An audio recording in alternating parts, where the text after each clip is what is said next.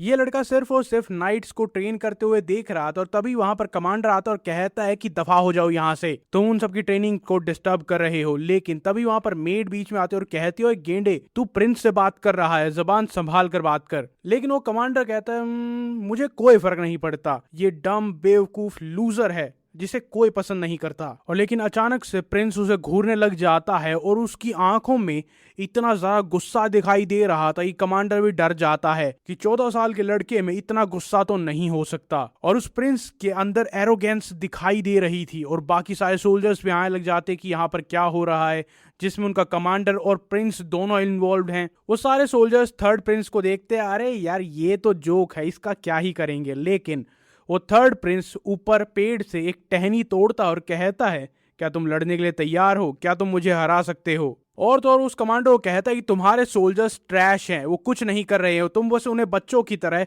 चम्मच से खाना खिला रहे हो और कुछ नहीं। और ऑब्वियसली कमांडर गुस्सा हो जाता है और उसे गाली देने वाला था। लेकिन इसी बीच वो थर्ड प्रिंस अचानक से उसके पीछे आ जाता है और उस लकड़ी से उस पर अटैक करता है। और कमांडर को समझ आ जाता है कि अगर वो इस अटैक को ब्लॉक नहीं करेगा तो आज उसकी जिंदगी यहीं पर खत्म हो जाएगी। वो प्रिंस उस पर अटैक करता है और बेयरली उसे बस ब्लॉक कर पाता और कुछ नहीं। और ये होने के बाद वो प्रिंस स्माइल करता है और उस कमांडर की तलवार उड़ते हुए दूर जाकर गिरती है। और बस ऐसे ही यूजलेस प्रिंस जिसे कोई रिस्पेक्ट नहीं करता था, उसने कमांडर को एक स्टिक से हरा दिया था।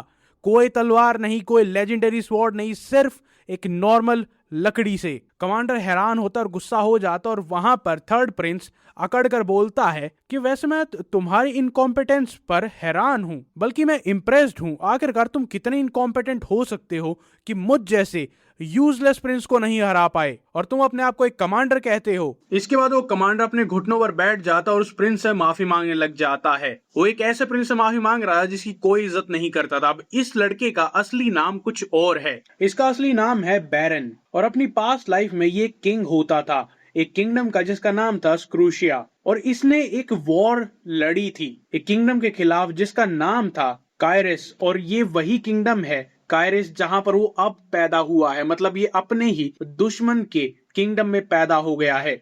और ये पूरी पूरी वॉर लड़ी गई थी सिर्फ एक आर्टिफैक्ट के लिए, जिस आर्टिफैक्ट का नाम था व्हील ऑफ टाइम, जो कि टाइम को पीछे लेकर जा सकता है और हिस्ट्री बदल सकता है। और कायरस ने उसके सारे के सारे सोल्जर्स को मार दिया था, उसके पूरे किंगडम पर अटैक किया था सिर्फ और सिर्फ उस एक आर्टिफैक्ट के लिए। और एट लास्ट बैरन के पास कुछ नहीं बचता है सिर्फ और सिर्फ उस एक आर्टिफैक्ट के अलावा। इसीलिए वो लास्ट में मर तो जाता है, लेकिन वो टाइम में पीछे चला जाता और अपने ही दुश्मन के किंगडम में पैदा हो जाता और वो बनता है थर्ड प्रिंस। उसकी आंखें खुलती है, उसके आसपास सर्वेंट्स होते हैं और वो हैरान हो जाते हैं कि यार मैं कहां पर हूं। और वो डिसाइड करता है कि मैं इस किंगडम को अंदर से जला दूंगा। लेकिन फिर वो सोचता है कि यार अब मैं यहाँ पर पैदा हो चुका हूँ और मैं सबसे कमजोर प्रिंस हूँ, मेरी बॉडी काम नहीं करती, मैं मैजिक यूज नहीं कर सकता, स्वॉर्ड यूज नहीं कर सकता, आखिरकार मैं करूंगा क्या। और हिस्ट्री में मुझे जहां तक याद है इस थर्ड प्रिंस को 15 साल की उम्र में खत्म कर दिया गया था, क्योंकि अलेजिडली उसने क्वीन को मारने की कोशिश की थी। यहाँ पर सारी फैमिली एक साथ बैठकर खाती है। वो बस सोच ही रहा था कि यार मेरी नई जिंदगी क्या होगी। तभी उसका भाई वहां पर आता है। और नॉर्मली थर्ड प्रिंस ऐसा इंसान होता है जो कि अपनी आंखें नीचे करके बैठा रहता, तो कुछ बोलता नहीं था। लेकिन आज वो कुछ ज्यादा ही कॉन्फिडेंट लग रहा था, इसीलिए उसका बड़ा भाई उसकी तरफ चाकू फेंकता है, लेकिन वो अपने हाथ से उसे रोक लेता है। अपने भाई के पास जाता, टेबल पर वो रख कर कहता है कि ध्यान से, वरना अगली बार ये तुम्हारे चेहरे पर भी आ सकता है। और उसका बड़ा भाई हैरान हो जाता है कि क्या इसने अभी अभी मेरी बेइज्जती की है, ये लूजर जो ढंग से बेड से खड़ा नहीं हो पाता, इसने मेरी बेइज्जती की है। और इस टाइम पर ऑलमोस्ट कुछ गलत हो गया था, क्योंकि इसने अपनी ऑरा को गलती से रिलीज कर दिया था। अब उसने अपनी पास्ट लाइफ में पूरी जिंदगी ऑरा का यूज किया है, तो इंस्टिंक्टिवली उसे यूज करने वाला था। लेकिन अगर वो कर देता तो वो अपने आप को एक्सपोज कर लेता। अब वो दूर जाता और उसका दिल जोर जोर से धड़क रहा था और उसे दर्द होने लग जाता है। नाइफ की वजह से नहीं, अंदर से दर्द हो रहा था। इसीलिए वो चेक करता है और जब उसने देखा कि वहां पर क्या हो रहा था वो हैरान हो जाता है। उसके हार्ट के आसपास 3 मैना सर्कल्स बन चुके थे और ये बॉडी कोई वीक प्रिंस की बॉडी नहीं है, बल्कि ये एक मेज की बॉडी है जिसके हार्ट के आसपास 3 सर्कल्स पहले ही बन चुके हैं। उसने अपनी पूरी पास्ट लाइफ में स्पोर्ट्समैनशिप का यूज किया और अब उसे मैजिक यूज करना पड़ेगा, जो कि बड़ी दिक्कत इसलिए बन जाती है वो जब भी मैजिक यूज करने की सोचता है उसकी चेस्ट में दर्द होने लग जाता है। वो बेयरली मैजिक यूज कर पाता, उसकी बॉडी बहुत जल्दी वेट ड्रॉप कर रही है और वो जब भी मैजिक यूज करने की कोशिश करता है उसके नाक से खून आने लग जाता है। और उसका रेगुलर टेलर जो कि उसे हमेशा रेगुलरली मेजर करता है उसके कपड़ों के लिए, वो कहता है कि आप बहुत जल्दी वेट लूज कर रहे हैं। और उसे समझ नहीं आता कि मेरे अंदर रॉयल ड्रैगन ब्लड है, उसके साथ साथ 3 मैना सर्कल्स फॉर्म हो चुके हैं। इस टाइम तक तो मेरी बॉडी को खुद ब खुद हील करना चाहिए था, मैं इतना ज्यादा कमजोर कैसे हो सकता हूं। अब वहां पर उसका वो बटलर भागते हुए आता है, सब लोग उसकी हेल्प करते हैं, वो दोबारा ट्राई करते हैं लेकिन दोबारा यही होता है। और वो सोच में पड़ जाता है कि यार ऐसा कैसे हो सकता है कि मेरी बॉडी इतनी वीक है जबकि मेरे पास नोबल ब्लड है, ड्रैगन ब्लड की ब्लेसिंग है, उसके साथ साथ मैं एक मेज हूं। वो सोचता रहता है लेकिन उसके दिमाग में कुछ नहीं आता जिसकी वजह से वो इतना कमजोर हो सकता है। और पास्ट लाइफ में ये पता था कि 15 साल की उम्र है, मतलब आज से 1 साल बाद वो इस दुनिया से चला जाता है। ये कहा जाता है कि उसने क्वीन को मारने की कोशिश की थी और फिर अपने आप को, लेकिन अब उसे एक स्मेल आती है और वो पहचान जाता है कि ये कौन है, ये क्वीन है। और उन दोनों की आंख को देखकर पता चल रहा है कि ये इसकी मदर नहीं है, मतलब ये इसकी स्टेप मदर है। और ऑब्वियसली वो एक इविल क्वीन है और वो सीधा हमारे प्रोटैगनिस्ट के पास जाती है और कहती है कि तुम बहुत ज्यादा हेल्दी लग रहे हो। और वो भी उसे ताना मारते हुए कहता है कि अभी तो मैं बढ़ रहा हूं, अभी मैं और ज्यादा हेल्दी होऊंगा, आपको पता चलेगा कि मैं क्या क्या कर सकता हूं। और ये सुनकर वो क्वीन बहुत ज्यादा चिढ़ जाती है। और तो और वहां पर जो वाइकाउंट होता है वो भी कहता है कि अरे हाँ, प्रिंस बहुत अच्छे लग रहे हैं, यूजुअली तो ये अपना चेहरा भी नहीं दिखाते। लेकिन वाइकाउंट एक कुत्ता है जिसके गले में क्वीन ने पट्टा पहना रखा है और जैसे ही क्वीन गुस्सा होते हुए दिखती है वो अपनी टोन बदल लेता है। अरे नहीं नहीं, ऐसी कोई खास बात भी नहीं है। उसके बाद उसकी मदर यानी जो क्वीन थी वो अपने बेटे से बात करती है। उन दोनों के बाल सेम थे, आंखें सेम थी, मतलब समझ रहे हो कि यहाँ पर सक्सेशन के लिए, किंग बनने के लिए एक फाइट चल रही है और क्वीन इसे हटाने की कोशिश कर रही है। और इसी बीच उन दोनों के बीच में कोई बहस होती है और वो सेकंड प्रिंस वहां से उठकर चला जाता है। यार दिमाग खराब मत करो। उसके बाद हमें सीन दिखाया जाता है 3 हफ्ते बाद का, और आज किंग का बर्थडे था और वो वहां पर सेलिब्रेशन के लिए जा रहे थे। अब यहाँ पर खास बात यह है कि समहाउ क्वीन के पास इतनी पावर है कि वो किंग को डोरमैट की तरह यूज करती है, उसे जो चाहे वो करवा लेती है और वो उसके अंगूठे के नीचे ही रहता है। और जो नॉर्मल पब्लिक थी वो बहुत ज्यादा एक्साइटेड थी इस पूरे फेस्टिवल को लेकर।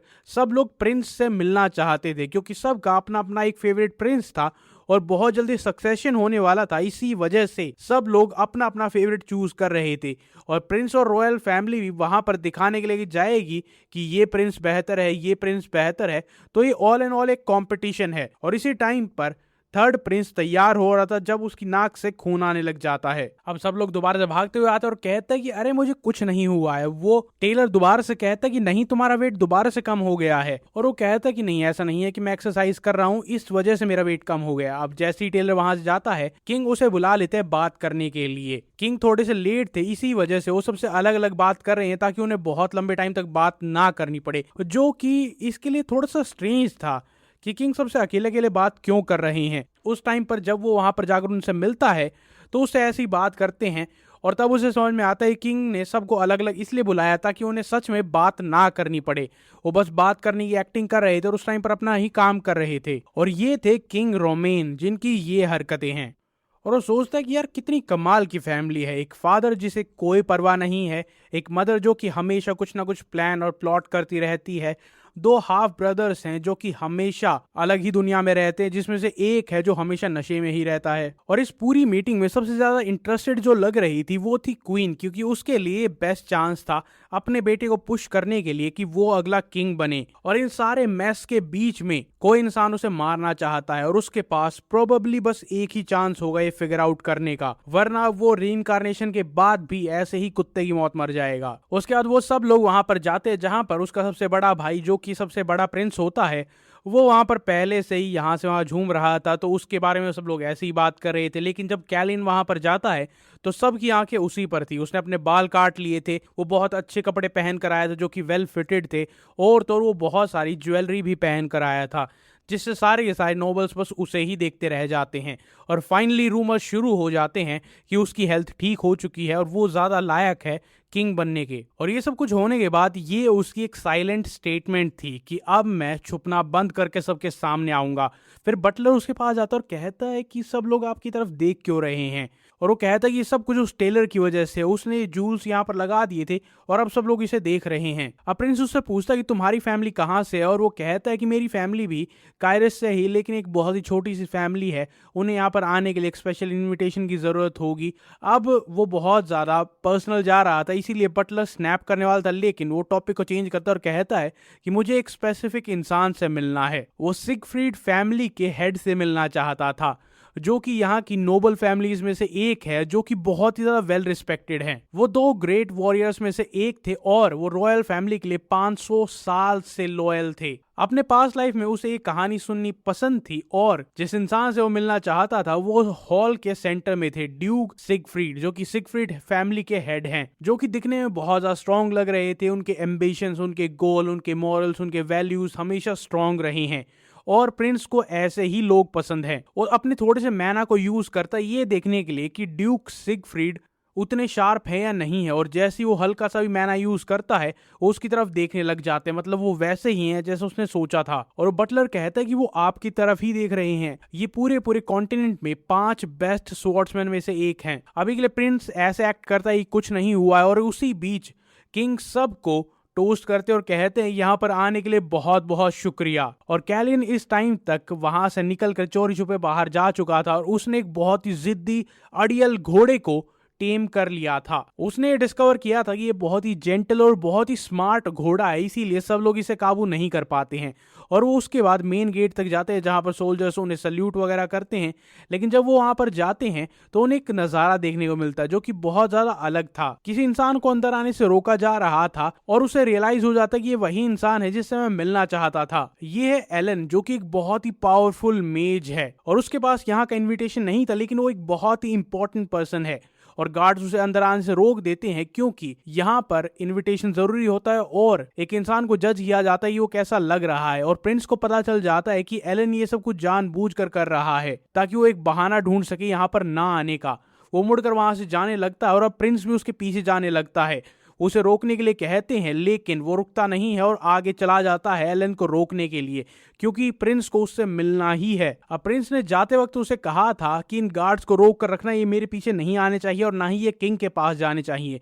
अब वो अपने दांत टाइट करता है कि यार मैं क्या करूं, और उसके बाद फाइनली वो अपने बाल खोलता है और उसे कहता है कि रुक जाओ, प्रिंस के पास परमिशन थी, ड्यूक सिगफ्रीड ने उसे बाहर जाने की परमिशन दी थी और मैं उनका बेटा हूं। फाइनली वो बटलर रिवील करता है कि वो कौन है। उसका नाम है सिरोयन और वो ड्यूक सिगफ्रीड का सबसे बड़ा बेटा है। और उसके बाद कोई इंसान उस पर जोर जोर से हंस रहा था और ये और कोई नहीं बल्कि ड्यूक सिगफ्रीड थे, जो कि उसके फादर हैं। वो कहते हैं कि बहुत बढ़िया, तुमने बहुत बढ़िया किया। जब तुम वहां से निकलकर यहाँ पर आए थे तब तुम बस एक बेवकूफ बच्चे थे जिसे कुछ नहीं पता था, लेकिन तुमने अपने दिमाग का यूज किया। लेकिन वहां पर वो बटलर बहुत ज्यादा परेशान था कि आपके और किंग के बीच में रिलेशंस खराब हो जाएंगे, लेकिन वो हंसते हुए कहते हैं अरे कुछ नहीं होगा, क्योंकि किंग मुझसे कुछ पूछेगा ही नहीं कि ऐसा क्यों हुआ था। क्योंकि इस पूरे किंगडम में एक बैलेंस ऑफ पावर बहुत ज्यादा जरूरी है और अगर प्रिंस को हमारी फैमिली से हेल्प मिलती है तो किंग उसे जरूर अवॉइड करेंगे, क्योंकि ये एक अच्छी ही बात है। वरना क्वीन के पास इतनी पावर हो जाएगी कि वो सबको ओवर पावर कर सकती है, उसके खिलाफ में कोई तो होना चाहिए। और अब एलन को पता चल जाता है कि वो उसके पीछे आ रहा है और वो कहता है कि कैलिन का थर्ड प्रिंस मेरे पीछे क्या कर रहा है। और वो कहता है कि बहुत देर हो चुकी है, क्या आप सच में जा रहे हैं। और साथ के साथ वो ये भी नोटिस कर लेता है कि 7th सर्कल के पास पहुंचने के बाद एजिंग बिल्कुल कम हो जाती है, मतलब एलन 7th सर्कल तक तो जरूर पहुंच चुका है। और वो कहता है कि आप रुक क्यों नहीं जाते, लेकिन एलन कहता है कि मैंने वहां पर जाने की कोशिश की थी लेकिन वो दरवाजा बंद था, जिससे वो थोड़ा सा अनॉय हो जाता है क्योंकि उसे पता है कि एलन रुकने की कोशिश कर ही नहीं रहा था। लेकिन प्रिंस उसे कहता है कि आप गलत दरवाजे पर गए थे, वहां पर एक दरवाजा आपके लिए पहले से ही खुला हुआ था, अगर आप ये बता देते कि कौन है। और एलन को रियलाइज होता है कि वो एक स्मार्ट बच्चे से डील कर रहा है और एलन को ये भी रियलाइज होता है कि ये 14 साल का बच्चा तो नहीं लगता है। अचानक से एलन को कुछ महसूस होता है। वो कैलिन का हाथ पकड़ता है और उसका मैना उसकी बॉडी में फ्लो होने लग जाता है, जिसकी वजह से उसकी चेस्ट में दर्द होता है और वो पेन इतना ज्यादा इंटेंस हो जाता है कि उसे अपना हाथ छुड़वाना पड़ता है। और एलन उसे कहता है कि तुम लिमिटेड अमाउंट ऑफ मैना यूज कर पाते हो, लेकिन ये तुम्हारी मेन दिक्कत नहीं है। अब ऐसा हो सकता है कि जो भी उसके साथ हो रहा था वो शायद एलन ने फिगर आउट कर लिया है कि ऐसा क्यों है। अब एलन को पता था कि ये सब के सब ड्रैगन डिसेंडेंट हैं, तो इनके ब्लड में पावर होती है और ये सब के सब स्वॉर्ड्समैन हैं, इसीलिए वो मेजेस पर लुक डाउन करते हैं। लेकिन अब उसे पता चलता है कि किस्मत मुझे यहाँ पर लेकर आई है। इनका थर्ड प्रिंस एक मेज है और अब शायद हो सकता है कि कैलिन की मदद से वो मेजेस की इमेज यहाँ पर सुधार पाए। अब एलन उससे पूछता है कि तुम यहाँ पर क्यों आए थे और मुझे क्यों ढूंढ रहे थे। और कैलिन को पता था कि वो इस टाइम पर झूठ नहीं बोल सकता। अगर वो झूठ बोलेगा तो कभी भी एलन से हेल्प नहीं ले पाएगा। वो अपने घोड़े से उतरता है, बहुत ही पोलाइटली कहता है कि मैं आपसे बात करना चाहता था क्योंकि मुझे लगता है कि बहुत जल्दी मेरी जिंदगी पर एक बहुत बड़ा खतरा आने वाला है जिससे मेरी जिंदगी खत्म हो सकती है। वो बताता है कि सब लोग मुझसे नफरत करते हैं और मेरे आसपास हर एक इंसान दुश्मन है और मुझे पता नहीं है कि किस पर ट्रस्ट करना और किस पर नहीं। तभी वहां पर एलन मैजिक का यूज करता है और उन दोनों के आसपास एक बैरियर आ जाता है जिससे बाहर ना कोई आवाज जाती है ना ही अंदर कोई आवाज आती है। और ये वो करता है बिना किसी एन्चेंटमेंट के, जो कि बहुत ज्यादा रेयर और बहुत ज्यादा मुश्किल होता है। अब एलन उससे पूछता है कि आखिरकार तुम क्या चाहते हो, मैं तुम्हारे लिए क्या कर सकता हूँ। और कैलिन कहता है कि अभी के लिए तो मुझे कुछ बुरा होने से रोकना है, अपने आप को बचाना, अपनी हेल्थ ठीक करनी है, और अगर ये सब कुछ करने के लिए मुझे थ्रोन लेना पड़े, किंग बनना पड़े, तो मैं वो करने के लिए भी तैयार हूं। और ये सुनते ही एलन बहुत ज्यादा खुश हो जाता है क्योंकि उसके आंखों में उम्मीद आती है कि फाइनली एक मेज किंग बनेगा और पूरे पूरे एम्पायर में मेजेस की रेपुटेशन शायद ठीक हो सकती है। और तो और उसे कैलिन का कॉन्फिडेंस बहुत ज्यादा पसंद आता है कि एक यंग प्रिंस जिसके अंदर टैलेंट है और उसे एक मास्टर की जरूरत है अपने गोल तक पहुंचने के लिए। और इसी के साथ एलन कहता है कि ठीक है, मुझे एक बार दोबारा से ढंग से इनवाइट करो। वहां पर कैलियन थर्ड प्रिंस अपने घुटनों पर बैठ जाता है और उसे बहुत ज्यादा बटर करता है कि आप कितने कमाल के हैं, आप मेरे नए मास्टर हैं। और इसके बाद वो आने के लिए तैयार हो जाता है और उसकी जिंदगी बचाने के लिए भी हेल्प करने के लिए तैयार है। दूसरी तरफ हमें दिखाया जाता है कि वो बटलर अपने फादर को कह रहा होता है कि कहीं आप किसी को बता मत देना, और वो कहते हैं कि ठीक है यार, किसी को पता नहीं चलेगा। उसके बाद वो बटलर पूछता है कि मेरी बहन कैसी है, और वो कहते हैं कि बहुत बढ़िया है, वो सारी जिम्मेदारियां संभाल रही है जो कि तुम छोड़कर यहाँ पर आए थे, और अगर तुम ये बटलर बटलर खेलना बंद कर दो तो तुम जब चाहे तब वापस आ सकते हो। उसके फादर बहुत ज्यादा वरीड थे कि अब वो बहुत लंबे टाइम तक नहीं मिलेंगे, लेकिन उनका बेटा कहता है कि हम 3 महीने बाद जरूर मिलेंगे। ये शायद उनके कहने का तरीका था कि मैं वापस आने वाला हूं। अब यहाँ पर प्रिंस को कौन मारना चाहता है, क्वीन, ये बटलर, या फिर कोई और? अगले दिन वहां पर एक कैरेज में जिसके ऊपर एक सिंबल बना होता है जिस पर 7 रोज थे और एक मेटल स्टाफ थी, इसका मतलब एक बहुत ही स्पेसिफिक और पावरफुल फैमिली का मेंबर यहाँ पर आ रहा था। और रूमर्स फैलने लग जाते हैं कि यहाँ पर क्या हो रहा है, ये यहाँ पर क्यों विजिट कर रहा है, क्योंकि इन दोनों फैमिलीज के आपस में रिलेशन अच्छे थे। और फिर उन्हें दिखाई देता है एलन, जो कि एक 7 स्टार मेज है, और अब वो यहाँ पर आ चुका है, जिससे यहाँ पर रूमर्स फैलने लग जाते हैं कि ये किससे मिलने आया होगा, क्या यहाँ पर कुछ चल रहा है।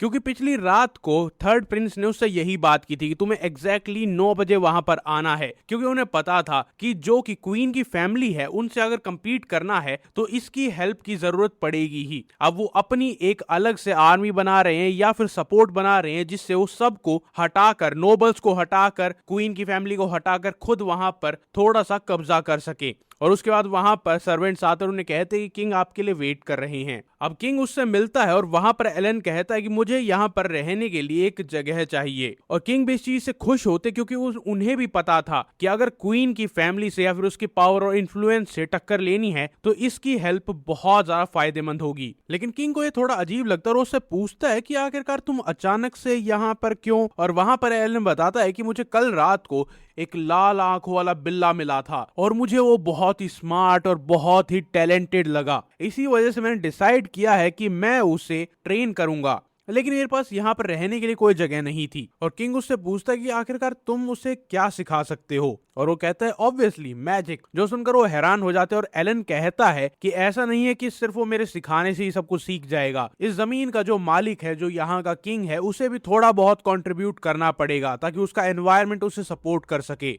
अब वहां पर किंग थोड़ा सा अनईजी हो जाता है क्योंकि एलन वहां पर बहुत ही पावरफुल मेज है और वो सोचता है क्या तुम ये करोगे, और वो कहता है कि हाँ मैं जरूर करूंगा। अब किंग उसके साथ कोऑपरेट करने का सोचता है और कहता है कि वैसे भी यहाँ पर इतनी मुसीबतें हैं, तुम आ जाओगे तो भी कोई कुछ बदल नहीं जाएगा। अगर कुछ बढ़िया होता है तो अच्छी बात है और बुरा होता है तो पहले से ही हो रहा है। लेकिन किंग तब भी बहुत ज्यादा इंट्रीग्ड था क्योंकि उसे लग रहा था कि थर्ड प्रिंस के पास कुछ भी खास बात नहीं है। और ये बात सुनकर एलन बहुत ज्यादा हैरान हो जाता है कि ऐसा नहीं हो सकता, मुझे एक बार देखने से पता चल गया था कि उसके अंदर मैजिक टैलेंट है, और तो और उसकी जो हेल्थ कंडीशन है वो भी नॉर्मल नहीं है। और अपने मन में सोचता है कि यार उसकी हेल्थ कंडीशन का कोई भी रीजन ढूंढना बहुत ज्यादा मुश्किल है। और किंग ऐसे बात कर रहा है जैसे उसे खुद नहीं जानता, बस उसने थर्ड प्रिंस के बारे में बातें सुनी हैं, जैसे वो अपने बेटे को ही नहीं जानता। और ये जानने के लिए एलन उससे पूछता है कि आपको पता है कि थर्ड प्रिंस की हाइट क्या है, जो कि एक बहुत ही बेसिक क्वेश्चन है।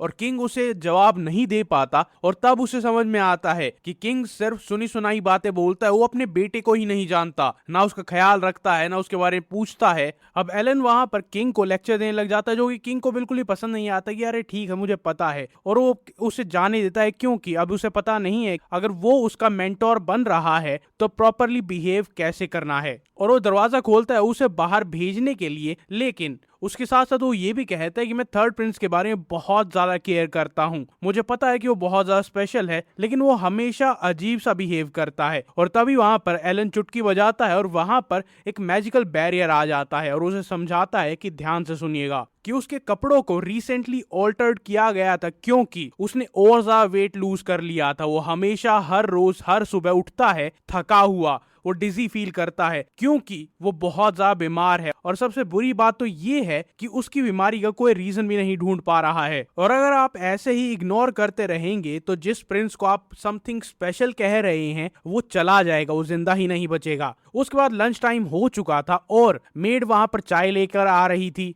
और वो बटलर कहता है कि ठीक है ये मैं ले जाऊंगा। वो अंदर लेकर जाता है, दोपहर हो चुकी है, लेकिन यंग प्रिंस अभी भी वो दर्द से कराह रहा था, सोच रहा था कि यार मैं कैसे उठूं, उसे उठा नहीं जा रहा है। और बटलर सोचता है कि यार कल का दिन बहुत ज्यादा एग्जॉस्टिंग रहा होगा प्रिंस के लिए, लेकिन तभी पीछे से एलन आ जाता है और वो कहता है क्या ये अभी तक नहीं उठा है। और ये देखकर वो बटलर बहुत ज्यादा घबरा जाता है, डर जाता है और कहता है कि क्या कर रहे हो तुम, यहाँ पर कैसे आए और तुम हो कौन। अब बटलर और जो कि सिगफ्रीड जूनियर भी है वो कहता है कि प्रिंस को रेस्ट करने दो, आप यहाँ पर नहीं आ सकते। लेकिन एलन कहता है तुम सिगफ्रीड जूनियर हो ना, हाँ हम कुछ सालों पहले एक पार्टी में मिले थे। वेल किसी को तो इसके आइडेंटिटी के बारे में पता है, और जैसे कि इसके फादर ने कहा था कि तुम जो चाहे वो कर सकते हो, और वो तब भी वहीं पर काम करता है और वो उसे कहता है किसी को मत बताना। और एलन कहता है कि ठीक है हाँ मेरे पास वैसे भी कोई रीजन नहीं है। और उसी टाइम पर थर्ड प्रिंस भी उठ जाता है और वो कहता है कि यार मैं कितनी देर से सो रहा था। उसका तो उठता है, बात करता है और वहां पर एलन उसे एक पाउच देता है जिसमें अलग अलग गोलियां थी और वो कहता है कि तुम्हें ये हर रोज खानी है, ये तुम्हारी सिचुएशन को ठीक करने में हेल्प करेंगी। और उसे बताता है कि तुम अभी दो चीजों से डील कर रहे हो, पहली कि तुम अपने मैना को कंट्रोल नहीं कर पाते और दूसरी दिक्कत ये है कि तुम्हारी बॉडी बहुत ही जल्दी वेट लूज कर रही है। अब कैलियन इंप्रेस हो जाता है कि उसका टीचर इतनी जल्दी डिटेक्ट कर सकता है कि क्या गलत हो रहा है। और अब एलन उससे पूछता क्या तुम्हारे पास सच में ब्लेसिंग्स की पावर है, और वो कहता है कि हाँ है, और इसी ब्लेसिंग से मैं मैजिक को कंट्रोल कर पाऊंगा, और तो और मेरी रीजनरेशन या फिर हीलिंग बहुत ज्यादा फास्ट होनी चाहिए। लेकिन न जाने क्यों मेरी हीलिंग शायद मेस्ड अप है।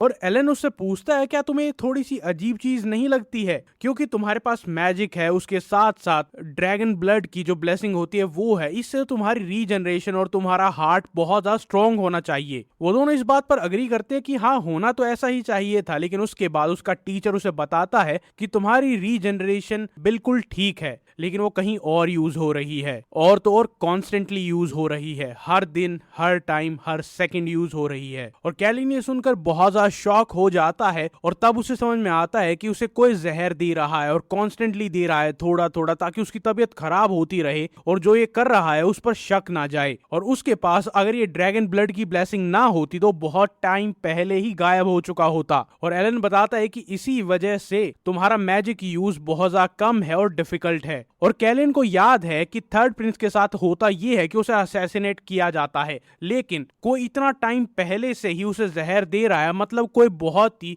वेल थॉट आउट प्लान का यूज कर रहा है और उसके अंदर से बहुत ही नेगेटिव इंटेंट आती है। और एलन देखकर सोचता है कि यार एक 14 साल के बच्चे से इतनी नेगेटिव इंटेंट तो नहीं आनी चाहिए। अब कैलिन अपने टीचर से पूछता है क्या ये एंटीडोट है, और वो कहता है कि हाँ मैंने इसे जल्दी जल्दी में बनाया है लेकिन ये काम ढंग से करेगा। और उसके बाद कैलिन सोचने लग जाता है कि क्या होगा अगर मैं जहर लेते टाइम ही इसे कंज्यूम करूं। और ये सुनकर एलन बहुत ज्यादा चिंता में हो जाता है और कहता है कि इससे तुम्हारा इलाज ढंग से नहीं होगा। और वो कहता है कि जहर को अपने सिस्टम में रखना और ज्यादा डेंजरस हो जाएगा। और कैलिन उसे कहता है कि टेंशन मत लो, मुझे पता है या फिर थोड़ा बहुत आइडिया है कि ऐसा कौन हो सकता है जो मुझे ये हर रोज दे रहा हो। और वो फिर कहता है हर रोज सुबह की चाय जो कि मैं हर रोज पीता हूँ और वो सबके सामने होता है तो किसी को शक भी नहीं होगा। और फिर उसे याद आता है कि शायद पास्ट लाइफ में उसे पता चल गया होगा कि ऐसा हो रहा है और जब उसने चाय पीने से मना कर दिया तब उसे असैसिनेट किया होगा। लेकिन अब चीजें बहुत ज्यादा बदल चुकी हैं और उससे सब कुछ सीक्रेट रखते हुए पता लगाना होगा कि आखिरकार हो क्या रहा है। और एलन उससे पूछता है कि सीक्रेट क्यों रखना है, और वो कहता है कि अगर सबको पता चल जाएगा तो मेरे सर्वेंट्स खतरे में आ जाएंगे, जो कि मेरा बटलर है। और एलन को लगता है कि नहीं, अगर वो पकड़ा भी जाएगा तब भी वो ठीक ही रहेगा, लेकिन वो उसे नहीं बताता है कि आखिरकार वो असलियत में कौन है। लेकिन वो कैलिन के डर को समझ जाता है और कहता है कि ठीक है, मुझे ये बताओ अगला स्टेप क्या होगा। और उसी सेम टाइम पर एक और जगह पर एक इंसान दांत फाड़ फाड़ कर हंस रहा था कि मेरा प्लान जरूर सक्सेसफुल होगा।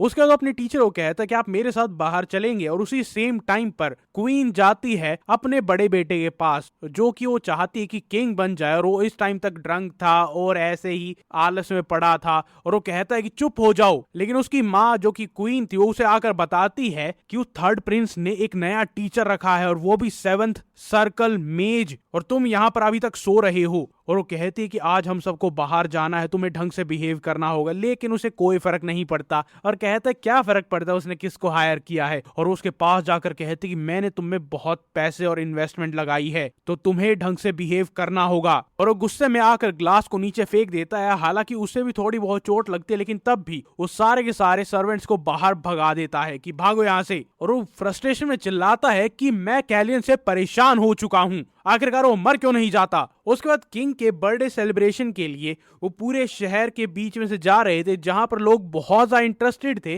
कैलियन को देखने के लिए, क्योंकि वो सबका फेवरेट बनता जा रहा था। और वहीं बीच में वो बटलर कैलियन से पूछता है क्या आप ठीक हैं, और कैलियन कहता है कि हाँ मैं बिल्कुल ठीक हूँ, क्योंकि उसके मास्टर ने उसे जो पिल्स दी थी वो काम कर रही थी, वो एंटीडोट बहुत ही अच्छे से काम कर रहा था और अब वो ज्यादा हेल्दी फील कर रहा था। लेकिन उस बटलर को लग रहा था कि यार आज का दिन बहुत ज्यादा लंबा होने वाला है, कहीं ऐसा तो नहीं कि प्रिंस के नाक से फिर से खून आने लग जाएगा। लेकिन कैलियन इतना हेल्दी था कि वो अपने सारे लोगों से मिल सके। और वहीं भीड़ में एक इंसान छुपने की कोशिश कर रहा था, लेकिन कैलियन उसे देख लेता है। और वहां पर एक नहीं 2 आदमी थे, और ये दोनों वही थे जो पास्ट लाइफ में इसके दोस्त थे, जिसमें से एक का नाम था कीरी, जिसने एक बार अपनी जान को जोखिम में डालकर कैलियन की जान बचाई थी पास्ट लाइफ में। अब वो वहां से गायब हो जाते, कैलियन उनके पीछे जाने की कोशिश करता है, लेकिन वो बटलर उन्हें वहीं पर रोक लेता है कि आप कहां जा रहे हैं, आप ऐसे नहीं जा सकते। लेकिन कैलियन को ये पता था कि कभी ना कभी वो अपने उस दोस्त से जरूर मिलेगा। और उसके बाद वो एक नोबल से जाकर मिलते हैं जिसने की सारी अरेंजमेंट की थी, जिसका नाम मेल्फिर होता है, जिसने ये सारी चीजें प्रिपेयर की थी। और तो और उस टाइम पर कैलियन को एक बात याद आती है कि लास्ट टाइम या फिर लास्ट लाइफ में यहाँ पर ये हुआ था, जो सबसे बड़ा प्रिंस था, जो गोल्डन हेयर प्रिंस है, उसकी यहाँ पर हो गई थी, क्योंकि एक शैंडलियर ऊपर से नीचे गिर गया था और उसका रिस्पॉन्सिबल इसी नोबल को माना गया था। अब कैलियन को ये अजीब इसलिए लगता है क्योंकि ये बहुत ज्यादा नाइस और काम एक अच्छा इंसान लग रहा था, और वो सबसे बड़े प्रिंस को मरने भी नहीं दे सकता। और कैलियन वहां अंदर जाते ही पहचान लेता ही कौन सा शैंडलियर ऊपर से गिरने वाला है और वो सोचता है कि यार किंग के लिए ये सारी चीजें ऑर्गेनाइज कराई गई हैं, तो सोल्जर्स ने वहां पर जाकर सारी चीजों को चेक क्यों नहीं किया। और फिर उसे वो कमांडर याद आता है कि यार इतना इनकॉम्पिटेंट कमांडर होगा तो ऐसा ही होगा, पता नहीं किस किस को आर्मी में भर्ती कर लेते हैं। और कैलियन डिसाइड करता है कि मैं इस बैकग्राउंड कैरेक्टर को एक और चांस दूंगा और उसे जाकर कहता है कि मुझे शैंडलियर के बारे में कुछ डाउट हो रहा है, इसे दोबारा से चेक करवाओ। उसके बाद सीन कट होता है जहां पर घोड़ों की रेस हो रही थी, जहां पर वो नोबल किंग के साइड में बैठा था और वो बहुत ज्यादा एक्साइटेड था क्योंकि हॉर्स रेस हो रही थी, उसके साइड में किंग बैठे हैं और वो किसी भी चीज के लिए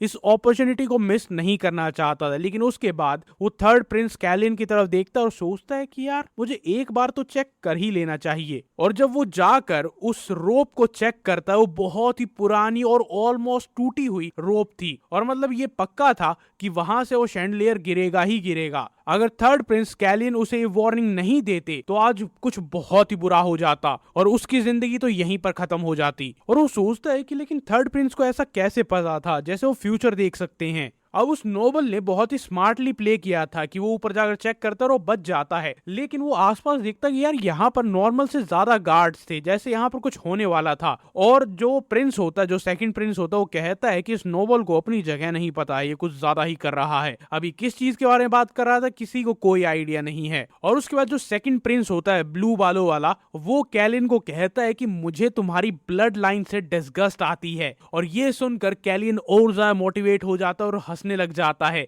क्योंकि यही सेकंड प्रिंस आगे जाकर किंग बनता है और इसे मार देता है। ये सारी पास्ट लाइफ की बातें हैं, लेकिन उसने कभी भी ये एक्सपेक्ट नहीं किया था कि आगे बनने वाला प्रिंस इतना ज्यादा यूजलेस होगा। और क्वीन भी ये देखकर बहुत ज्यादा गुस्सा हो जाती, क्योंकि उसने अपने बेटे को पहले ही कहा था कुछ भी बेवकूफी भरा मत करना। लेकिन वो मुड़कर पीछे देखती है और उसे रियलाइज होता है कि उसके बेटे ने ये जानबूझकर किया है। उसके बाद वहां पर बहुत सारे नोबल्स प्रेजेंट थे, वो मैच खत्म होता है और जो ट्रेजेडी वहां पर होनी चाहिए थी वो नहीं होती है। लेकिन वहां पर कैलियन क्वीन की तरफ देखता है और वो बिल्कुल भी रिएक्ट नहीं करती, जैसे उसने कुछ प्लान किया ही नहीं था। और पास्ट लाइफ में भी ये डिस्कस किया गया था कि आखिरकार क्या ये सच में किसी अंदर के इंसान ने करवाया था या फिर बाहर से अटैक हुआ था, सीधा रॉयल्टी पर अटैक करना ताकि वो एक मैसेज दे सके। और इस सारी चीज से एक इंसान को बहुत ज्यादा फायदा हुआ था जिसका नाम ब्रिजन था, जो कि कायरस में बहुत ही पावरफुल एम्पोरियम ओनर था। और जब वो लोग वहां से जा रहे थे उस टाइम पर कैलियन अपने बटलर से पूछता है कि आखिरकार इस नोबल की सारी वेल्थ कहां से आती थी, इतना अमीर कैसे है। और वो बताता है कि ये एक डायमंड माइन को ओन करता है और अगर ये यहाँ पर किसी चीज में फंस जाता या फिर मारा जाता तो सारा का सारा पैसा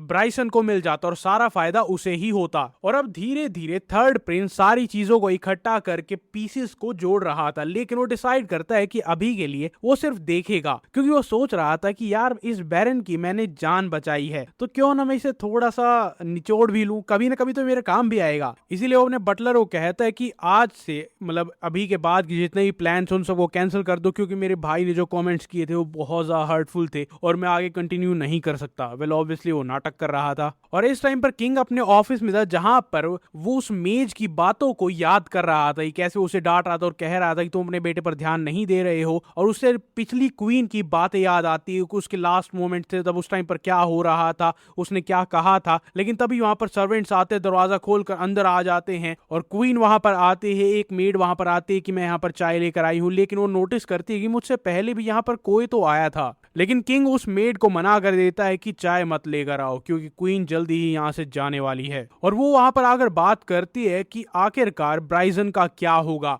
मतलब जो इंसान सबसे वेल्दी बनने वाला था उस नोबल के मरने के बाद, उसी की हिमायत करने के लिए यहाँ पर आई है क्वीन। वो उसकी तरफदारी करेगी कि उसे क्या मिलेगा और वो चाहती है कि रॉयल फैमिली को जितने भी घोड़े सप्लाई करने का काम होता है, कॉन्ट्रैक्ट होता है, वो ब्राइजन को मिल जाए। और वो वहां पर बदले में कुछ ऑफर करती है, कुछ बहुत ही वैल्यूएबल। लेकिन वहां पर एलन ने पहले ही आकर किंग को बता दिया था कि वो रॉयल गार्ड्स को तो तुम्हें ऑफर नहीं करेगी, लेकिन वो कुछ और वैल्यूएबल ऑफर करेगी और तुम्हें ऐसे एक्ट करना है जैसे तुमने एक्सपेक्ट किया ही नहीं था। और बिल्कुल वैसा ही होता है। किंग कहता है कि ठीक है, हम अगली मीटिंग में उसके बारे में सोचते हैं। और इसी के साथ रात को जब डिनर होता है, वहां पर उस बैरन को रिवॉर्ड किया जाता है जिसने ये सब कुछ प्लान किया था और वो शैंडलियर को गिरने से बचाया था। और उसके साथ साथ जो क्वीन ने कहा था उसके ऊपर भी काम होता, और सब लोगों को पता था कि ऐसा इसलिए हो रहा है क्योंकि किंग और क्वीन की पहले ही डील हो चुकी है। और इन सब के बीच में थर्ड प्रिंस कैलियन की पॉपुलैरिटी बढ़ रही थी, इसीलिए उसका रूम भर जाता है अलग अलग गिफ्ट से। और वहां पर उन गिफ्ट में से बैरन ने भी, जिसको कैलियन ने बचाया था, उसने भी एक गिफ्ट भेजा था, और वो कहता है कि मैं इनमें से कुछ नहीं रखूंगा, मैं सबको डोनेट कर दूंगा। और वो कहता है कि उस बैरन का जो भी गिफ्ट था उसे बाहर निकालो, और वो बहुत ही बड़ा हार था जिसमें रेड डायमंड था और ऐसा लग रहा था जैसे वो घोड़े के लिए बना था। और वो कहता है कि ये क्या मतलब हुआ। और वहां पर उसका बटलर उसे समझाता है कि बैरन ने मुझसे पूछा था कि आपको क्या पसंद है, और मैंने शायद गलती से बता दिया था कि आपको काला घोड़ा बहुत ज्यादा पसंद है। और ये बैरन ने सोच समझ कर भेजा था, क्योंकि वो कैलियन की इंटेंशंस को जज करना चाहता था। अगर कैलियन इस चीज को एक्सेप्ट कर लेता है तो एक और हार भेजेगा थर्ड प्रिंस के लिए। लेकिन कैलियन मनी मन सोचता है कि यार इसे ये नहीं पता है कि मैंने तेरी जिंदगी बचाई, और तेरी जिंदगी की कीमत इस हार से कहीं ज्यादा है। इसीलिए वो एक मैसेज लिखने के लिए कहता है कि उस बैरन को ये कहो कि इसका प्राइस क्या है, क्योंकि मैं इसे खरीदना चाहूंगा, मैं इसे रखूंगा जरूर लेकिन खरीदूंगा, गिफ्ट के तौर पर नहीं। और बटलर बहुत ज्यादा कंफ्यूज हो जाता है यार ये क्या बात हुई। लेकिन फिर कैलियन का ध्यान जाता है एक फ्लावर पर जो कि बहुत ही हिडियस जैसा लग रहा था, और ये गिफ्ट आया था मेज एसोसिएशन की तरफ से। लेकिन ये वैल्यूएबल होगा क्योंकि इसके पास आया, और इसके साथ साथ एक एक्सप्लेनेशन लेटर भी था, और उसमें ये लिखा हुआ था कि जब ये फ्लावर मरता है तो इसका एक बीज निकल कर आता है, एक पोलन निकल कर आता है, और इससे कैलियन के दिमाग में एक बहुत ही सिनिस्टर प्लान आता है। और बाद में वो गलती से या फिर जानबूझकर थोड़ी सी चाय उस पर गिरा देता है और कहता है मेरा हाथ जल गया है, कुछ लेकर आओ। तो बटलर मेड को कहता है कि उसे साफ कर दो, और वो बटलर कहता है कि कहीं पौधे को कुछ हो ना जाए। लेकिन कैलियन एक बहुत ही स्पेसिफिक कमेंट करता है कि अरे पौधे को कुछ नहीं होगा, अब ऐसा भी नहीं है कि चाय में जहर था। और जहर का नाम सुनते ही वो मेड हड़बड़ा जाती है, जैसे उसे कुछ पता था या फिर वो कुछ कर रही थी। अब इसके बाद सीन शिफ्ट होता है जहां पर वो अपने टीचर के साथ बाहर घूम रहा था, और उन दोनों को इस चीज की बहुत ज्यादा जरूरत थी, क्योंकि एलन भी बहुत टाइम से ऐसे घूमने के लिए बाहर नहीं गया था, उसे भी इस चीज की जरूरत थी। और वो पूछता है कि क्या किंग को पता है कि तुम बाहर आए हो, और वो कहता है कि प्रोबेबली उन्हें पता नहीं है क्योंकि वो हमेशा बिजी रहते हैं। और कैलियन वहां से भाग आया था और उसका बटलर बहुत ज्यादा परेशान था, और उससे पूछता है क्या तुम एंटीडोट ले रहे हो, और वो कहता है कि मैं बिल्कुल वैसा ही कर रहा हूं जैसे आपने कहा था। और वो कहता है कि तुमने अपने गिफ्ट को जो कि मेज एसोसिएशन से आया था उसे बहुत ही ब्रिलियंटली यूज किया है। और वो कहता है कि हाँ, एलन उसकी तारीफ करता है कि तुम बहुत ज्यादा स्मार्ट हो, और अब से आगे हमें बिल्कुल वैसा ही करना है जैसा हमने प्लान किया था। वहीं पास ही सड़क पर मेज एसोसिएशन की लोग एलन का वेट कर रहे थे, और कैलियन एक डैगर लेकर जाता है ताकि वो अपने आप को बचा सके। अगर कभी भी उस पर अटैक होता है तो ये उसके काम आएगा, क्योंकि अभी वो मैजिक तो यूज कर नहीं सकता। और अभी उसे जिस चीज की जरूरत थी वो थी इंफॉर्मेशन, क्योंकि पास्ट लाइफ में भी बहुत सारे असैसिन्स को यहाँ पर भेजा गया था उसे मारने के लिए,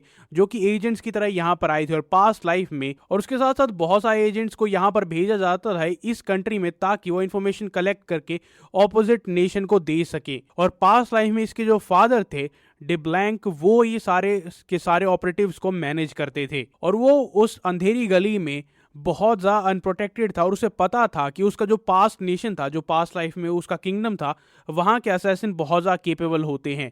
इसीलिए वो अपने चेहरे को कवर करके रखता है ताकि किसी को पता ना चले, वरना टाइम से पहले ही अटैक हो सकता है। और बुरी बात ये भी थी कि उसकी जो अपीयरेंस है वो सबसे अलग थी, तो सब लोग उसे बहुत जल्दी पहचान लेते थे। उसके बाद प्रिंस जाता है एक बहुत ही पिक्यूलियर शॉप में, जहां पर अंदर जाते ही एक आदमी उससे पूछता है कि आपको कुछ पिजन्स खरीदने हैं, और वो कहते हैं कि नहीं, ये सारी की सारी चिड़िया बहुत ही थकी हुई लग रही हैं और मुझे किसी भी चिड़िया की जरूरत नहीं है, और वैसे भी इन सब के रेस्ट करने के लिए इस दुकान से बढ़िया जगह कोई नहीं है। और कैलियन कहता है कि मुझे अपनी चिड़िया को कुछ खाना खिलाना, और ये कहते ही उस पर अटैक हो जाता है, और वो ब्लेड उसकी हुडी से बिल्कुल टच होकर जाता है, जहां पर वो इंसान कहता है कि मैंने रिसेंटली कोई भी बर्ड्स बेची नहीं थी, तो तुम्हें खाना किसको खिलाना है। और कैलिन को भी रियलाइज हो जाता है कि वो ये नॉर्मल बुढ़ा इंसान नहीं है, तो इससे फाइट करना यहाँ पर थोड़ा मुश्किल होगा। और कैलिन वहां पर कहता है कि जिस चिड़िया को मैं खाना खिलाने की बात कर रहा हूँ वो बहुत दूर है, उसे बेचा नहीं गया है, खरीदा नहीं गया है। अब ये सब कुछ तुम्हें अजीब लग रहा होगा, लेकिन मैं तुम्हें बता देता हूँ कि यहाँ पर बर्ड्स का मतलब होता है सीक्रेट एजेंट्स जो कि इंफॉर्मेशन कलेक्ट करते हैं, और उसे खाना खिलाना है मतलब इसे कुछ इंफॉर्मेशन चाहिए। अब सिक्रेशिया जो कि पास्ट लाइफ में इसका किंगडम था, उन्हें भी सारे के सारे इंफॉर्मेंट्स की नॉलेज नहीं होती है, तो यहाँ पर किसी को कोई शक नहीं हो सकता। और वो बूढ़ा आदमी उससे पूछता है क्या तुम किसी के बर्ड हो, और वो कहता है कि हाँ। और वो अपनी पास्ट लाइफ में जो उसके फादर थे, जो अभी के सिक्रेशिया किंगडम के किंग है, उनका नाम लेता है कि मैं उनका बर्ड हूँ, और उनका नाम था नेब्यूला। उसके बाद सब कुछ सही जा रहा था और वहां पर कैलियन कहता है कि मुझे कुछ खाना चाहिए क्योंकि मुझे काम भी करना है, तो हम थोड़ा जल्दी करते हैं। इसके बाद वो उसे एक सीक्रेट रूम में ले जाता है और उसे कहता है कि हमेशा मेरा कोड वर्ड याद रखना, व्हाइट ईगल मेरा कोड वर्ड है। और कैलिन अपने आप को इंट्रोड्यूस करता है और कहता है मेरा कोड नेम है रेड स्वॉन। लेकिन इन्फॉर्मेशन देने से पहले वो कहता है कि हर एक पीस ऑफ इन्फॉर्मेशन के लिए तुम्हें पैसे देने होंगे। और वो वहां पर हैरान हो जाता है कि मैंने अभी बताया भी नहीं है कि मुझे किस बारे में इन्फॉर्मेशन चाहिए। वो सोचता है कहीं ये स्कैम तो नहीं है, लेकिन वो बूढ़ा आदमी कहता है कि प्राइस पहले से ही डिसाइडेड है और तुम्हें एडवांस में पे करना ही होगा। वो पहले थोड़ा स्केप्टिकल होता है, लेकिन उसके बाद वो पैसे दे देता है क्योंकि उसके पास कोई ऑप्शन नहीं था। उसके बाद जो उसे इन्फॉर्मेशन चाहिए थी वो मिल जाती है और वो इन्फॉर्मेशन पढ़कर सोचता है क्या ये इन्फॉर्मेशन सही है, कहीं मेरे साथ स्कैम तो नहीं हुआ है। लेकिन वो बूढ़ा इंसान कहता है कि ये सही है। उसके बाद वो वहां से जाने लगता है और जाने से पहले वो बूढ़ा इंसान उसे कहता है कि बाहर बहुत ही ध्यान से रहना क्योंकि ये जगह बहुत ज्यादा खतरनाक है।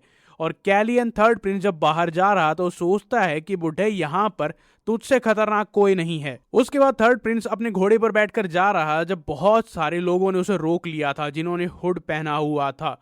अब वो एक सेकंड के लिए डर जाता है, कहीं इन्हें पता तो नहीं चल गया है मैं कौन हूँ। वो पूछता है कि इसका क्या मतलब है, तुमने मुझे क्यों रोका है, मुझे उस ब्रिज के पार जाना है।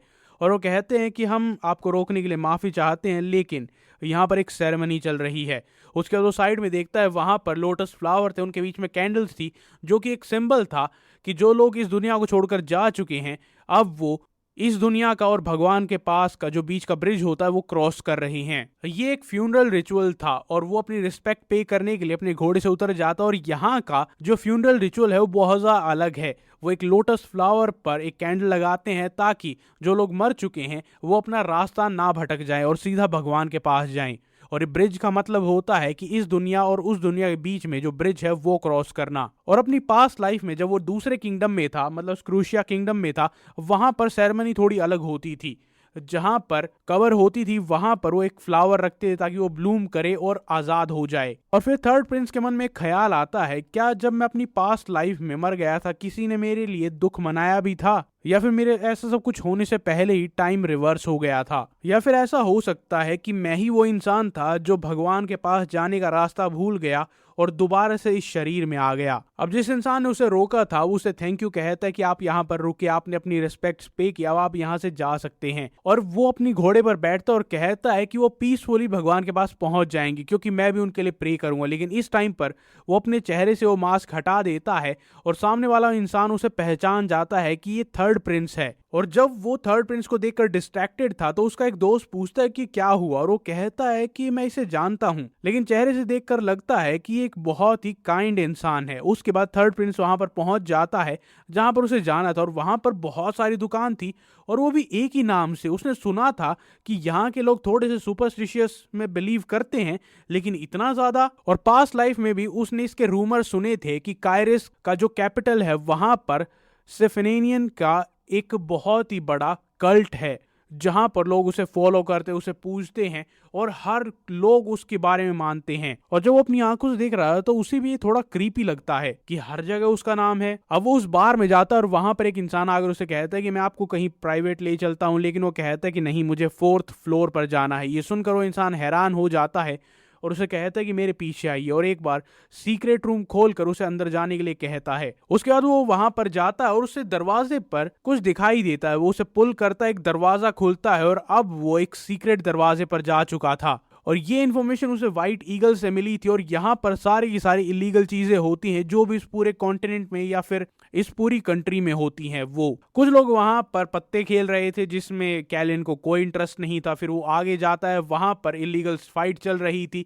जहां पर पहली फाइट अभी अभी खत्म हुई थी। जो वहां पर जीता था वो बिल्कुल स्टोन फेस था और जो हारा था उसे घसीट कर बाहर लेकर जाया जा रहा था। और वहां पर हर जगह खून की खुशबू थी और ये एक ऐसी जगह थी जहां पर लोग अपनी ह्यूमैनिटी को दरवाजे के बाहर रख कर आते थे क्योंकि उन्हें ये सब कुछ देखने में बहुत मजा आता था, जहां पर एक इंसान दूसरे की जान लेने पर तुला होता था। और कैलिन के लिए ये सब कुछ बहुत ज्यादा डिस्गस्टिंग था। उसके बाद वहां पर एक इंसान आता और कहता है कि यहाँ की एंट्री फीस होती है। उसके बाद कैलिन को वहां पर एक लड़की मिलती है जिसके वहां पर सिल्वर हेयर थे और वो उसे गाइड करने की कोशिश करती है कि उसे आगे कहां पर जाना है, और वो म्यूट थी, वो बोल नहीं सकती थी।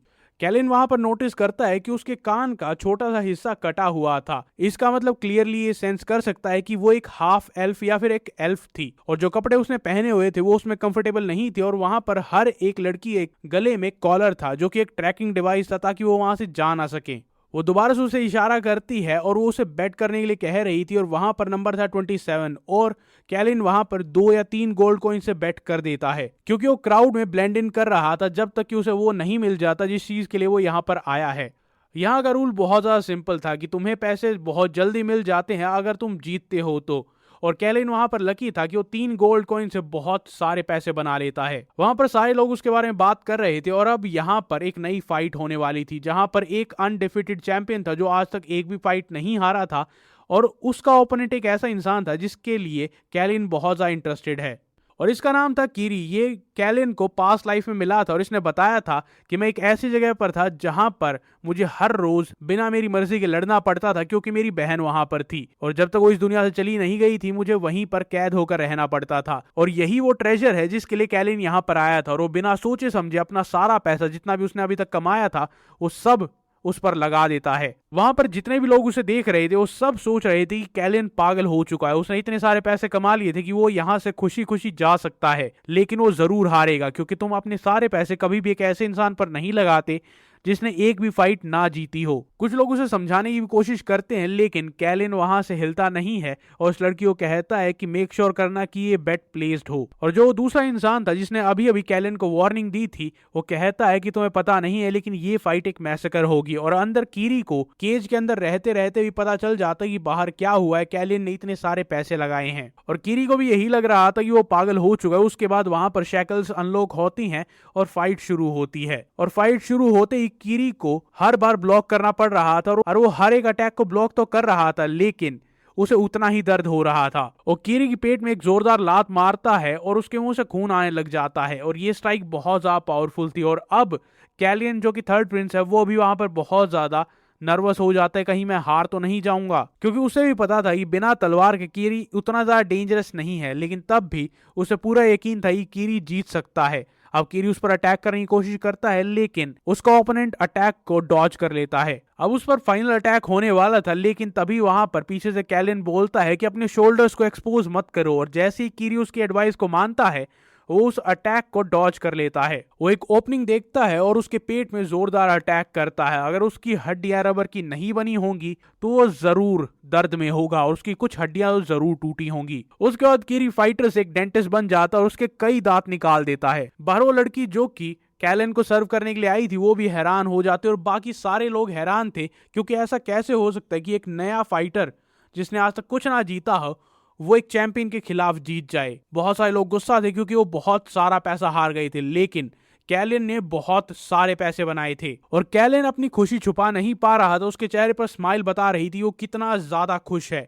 और उसके बाद जो गंजा उसे ये कह रहा था कि तुम्हें इस पर दाव नहीं लगाना चाहिए, उसे कहता कि तुमसे कोई मिलना चाहता है और तुम्हें मेरे साथ चलना ही पड़ेगा। और जब वो वहां पर अंदर जाता है तो वो सराउंडेड था, और एक इंसान उसे कहता है कि तुम्हारे अंदर सच में कमाल का टैलेंट है, तुमने 3 गोल्ड कॉइन को 6000 गोल्ड कॉइन में बदल लिया है, और हमारे लिए बहुत बड़ी दिक्कत है। और अब वो वहां का जो मालिक था वो उसे पैसे नहीं देना चाहता था क्योंकि 6000 गोल्ड कॉइन बहुत बड़ा अमाउंट होता है। और कैलिन हंसते हुए कहता है कि मुझे लगा था कि तुम कोई डील ऑफर करोगे, लेकिन तुम तो उससे भी ज्यादा बेवकूफ हो। लेकिन वो गुस्सा हो जाता है और कहता है कि तुम्हारे पास आखिरकार ऐसा क्या है जो तुम ऑफर कर सकते हो, और अगर हम तुम्हें पैसे ना भी दे तो भी तुम क्या कर लोगे। और कैलिन वहां पर कहता है कि अगर मैं यहाँ से अपना हुड हटाऊंगा तो तुम्हारे लिए चीजें बहुत ज्यादा मुश्किल हो जाएंगी, लेकिन उसे समझ नहीं आता और वो कहता है कि आखिरकार तुम कर ही क्या लोगे। लेकिन कैलिन खड़ा होता और अपने उस नए डैगर से उसके हाथ में एक छेद बना देता है। उसे निकाल कर कहता है कि मुझे लगा था कि मैं बहुत ही डेंजरस क्रिमिनल से बात कर रहा हूँ। और तब उन सारे लोगों को समझ में आता है कि कैलिन कोई नॉर्मल इंसान नहीं है, वो सच में अनहिंज्ड है,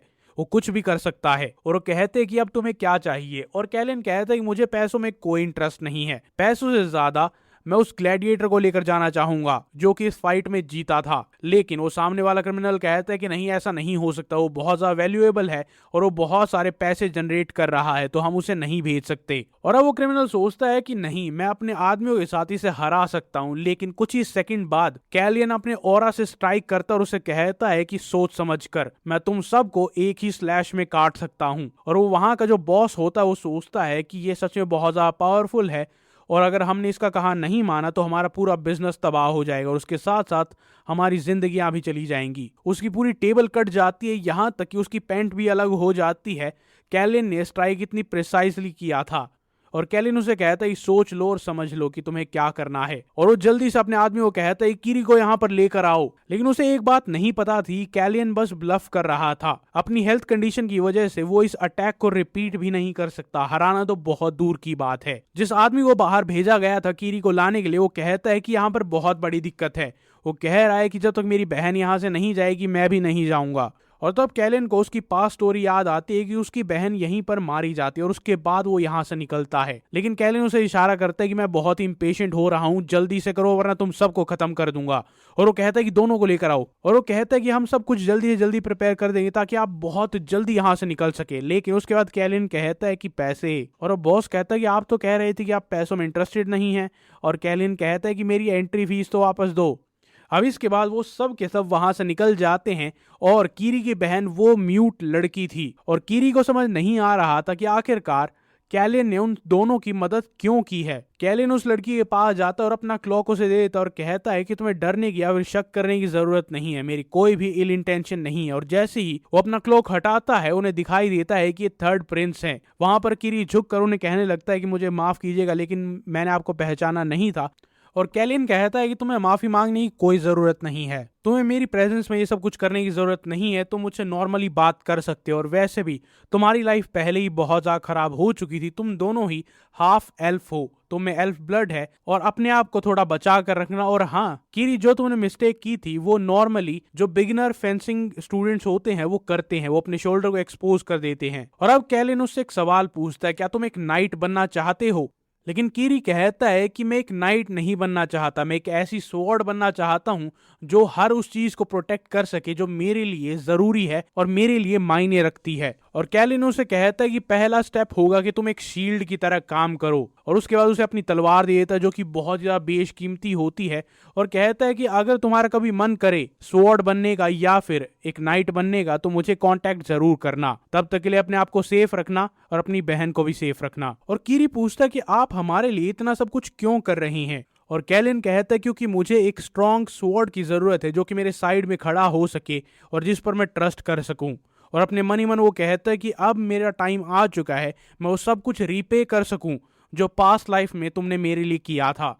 और वहीं दूसरी तरफ एलन, जो कि एक 7 स्टार मेज था, जो कि बहुत ज्यादा इंटेलिजेंट पे था, वो सारी चीजों को रिव्यू कर रहा था कि कैसे कैलियन ने उस नोबल को बचा लिया था। जैसे कैलियन को पहले से ही पता था कि ऊपर से वो शैंडलियर गिरने वाला है, उसने उस नोबल को बचा लिया, सबसे बड़े प्रिंस को बचा लिया। और उसी टाइम पर कैलियन, जो कि थर्ड प्रिंस है, वो भी वहां पर आ जाता है और वो बहुत ज्यादा खुश था। लेकिन एलन उससे पूछता है कि तुम्हारे कपड़े मिसिंग है, क्या हुआ, तुम किसी मुसीबत में पड़ गए थे? और कैलियन कहता है कि हाँ कुछ हुआ था लेकिन वो एक प्रॉपर फाइट नहीं थी। और वो कहता है कि हाँ मैं गया था ये ढूंढने के लिए कि आखिरकार मुझे जहर कौन दे रहा है। लेकिन कैलियन मन ही मन बहुत ज्यादा एंग्शियस था क्योंकि उसने बहुत कम टाइम में बहुत कुछ कर लिया था जिसकी वजह से लोगों को शक हो सकता है।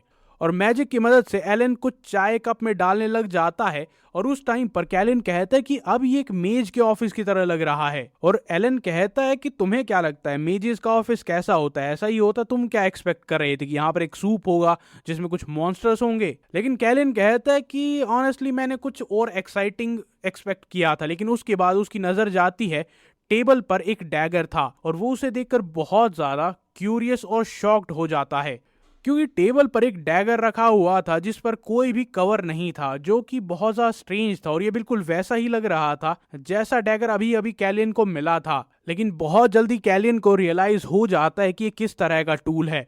ये अपने ओपोनेंट के वेपन को मिमिक करता है और बिल्कुल वैसे ही अटैक करता है। और उसके बाद वो डैगर हवा में फ्लो करने लग जाता है और सीधा कैलियन की तरफ जाता है।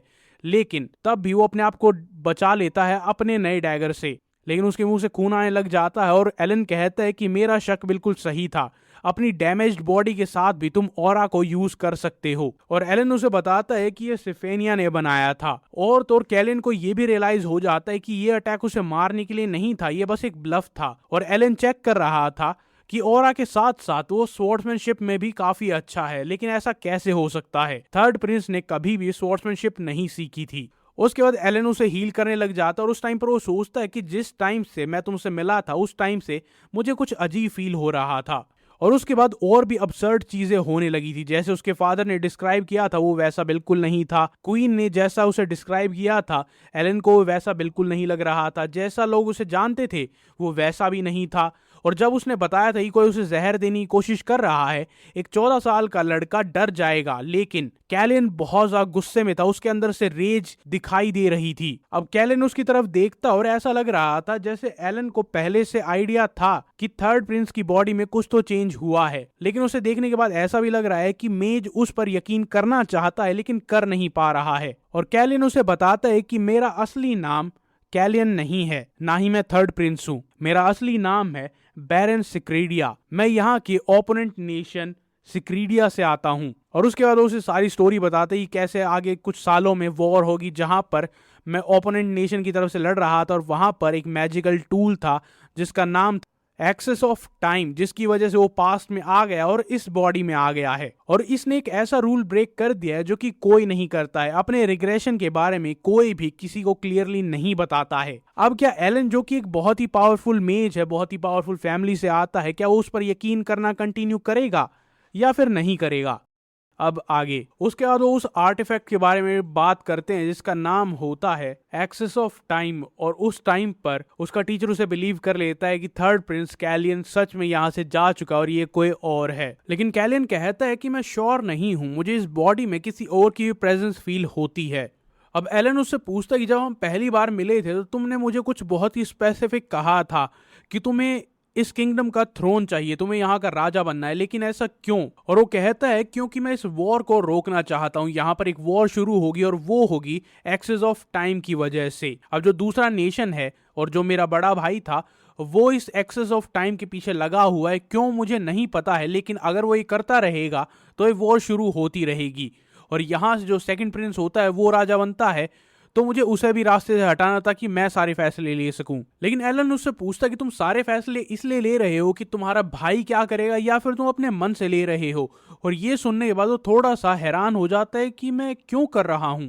और तो और एलन उसे ये भी बताता है कि तुम्हारा पास्ट लाइफ में जो बड़ा भाई था चेज, वही एक इकलौता वारिस है। इस लाइफ में बैरन सिक्रीशिया नाम का कोई इंसान नहीं है। और ये सुनकर वो बहुत ज्यादा शॉक हो जाता है क्योंकि उसे नहीं लगा था कि उसका ओरिजिनल कैरेक्टर जो वो लास्ट लाइफ में था वो इस टाइमलाइन में एग्जिस्ट ही नहीं करेगा।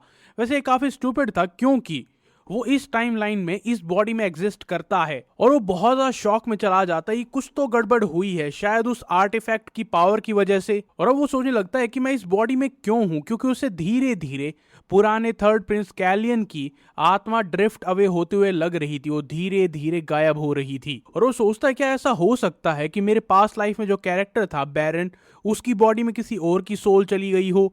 लेकिन फिर वो इस आइडिया को डिसमिस कर देता है क्योंकि एक टाइमलाइन में दो इंसान एक ही जगह पर नहीं हो सकते। मतलब उसकी आत्मा यहाँ पर आ गई थी और उसकी एग्जिस्टेंस ही खत्म हो गई थी। और तो और एलन उसे ये बताता है कि पास्ट लाइफ में जो तुम्हारा बड़ा भाई था चेज, वो अभी से राजा बनने वाला है।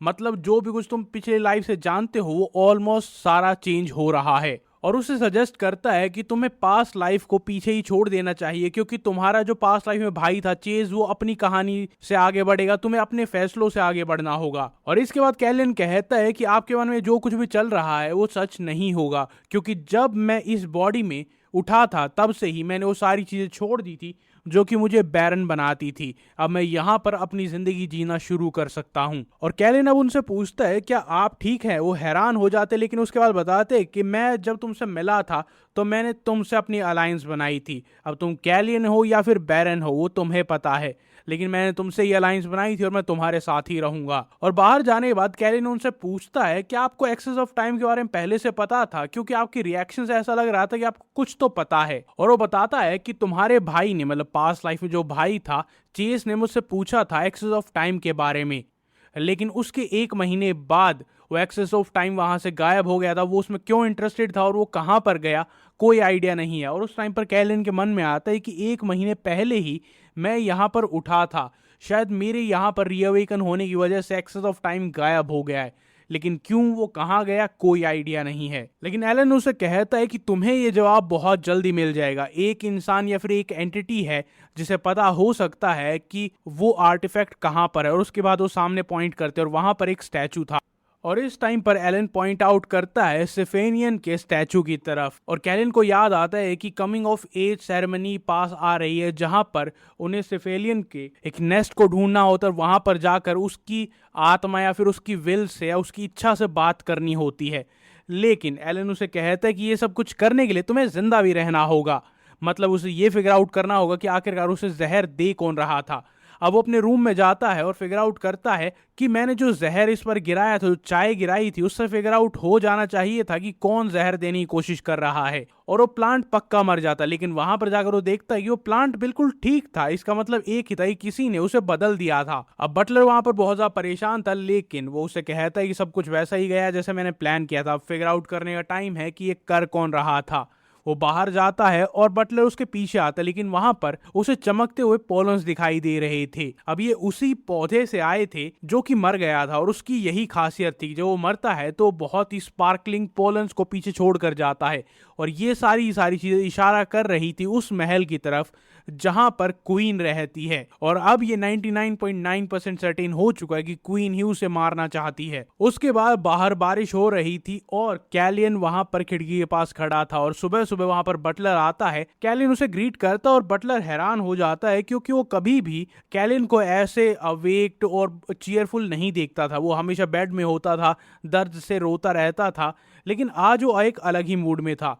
अब वो बटलर उसे चाय देता है और कैलियन नोटिस कर लेता है कि इस चाय का टेस्ट चेंज हो चुका है, मतलब उस मेड ने और क्वीन ने और ज्यादा जहर डालना शुरू कर दिया है, जिसकी वजह से ये और ज्यादा इफेक्ट करेगा। अब कैलिन उससे पूछता है क्या इस हफ्ते में कोई इंपॉर्टेंट मीटिंग आने वाली है जहां पर बहुत सारे नोबल्स होंगे। और बटलर उसे बताता है कि हाँ, एक हफ्ते बाद एक कॉन्फ्रेंस है और उसके बाद ही एक डिनर सेरेमनी है। और कैलिन डिसाइड करता है कि यही वो दिन होगा जिस दिन मैं अपना मास्टर प्लान यूज करूंगा, और उस दिन के बाद कभी भी मैं इस जहर को अपने मुंह पर नहीं लगाऊंगा। अब जैसे ही वो चाय खत्म करता है, वो एंटीडोट ले लेता है ताकि उसकी बॉडी को ज्यादा नुकसान ना हो। और ये देखकर बटलर पूछता है कि मास्टर, ये आपके हाथ में क्या था, आपने अभी अभी क्या खाया। और वो कहता है अरे कुछ नहीं, ये बस मल्टीविटामिन्स है, क्योंकि मेरी बॉडी बहुत कमजोर हो रही है इसलिए मुझे ये लेना चाहिए और कुछ नहीं। लेकिन बटलर समझ जाता है कि कुछ तो गड़बड़ है। उसके बाद वो चाय के कप की तरफ देखता है और वो बहुत ज्यादा अनईजी हो जाता है। उसके बाद वो वहां पर ब्रेकफास्ट करने के लिए जाते हैं, जहां पर जो ब्लू बालों वाला प्रिंस होता है वो वहां पर नहीं आता। और इसी चीज का फायदा उठाकर कैलियन अपने दूसरे भाई से बात करता है जिसके गोल्डन हेयर होते हैं, और उसे कहता है कि फ्लावर्स विल ब्लूम सून। ये बहुत ही अजीब बात थी और ना जाने उसने ये बात क्यों कही थी, लेकिन उसका वो भाई वहां से उठकर चला जाता है। उसे रूड नहीं है लेकिन फ्रेंडली भी नहीं है।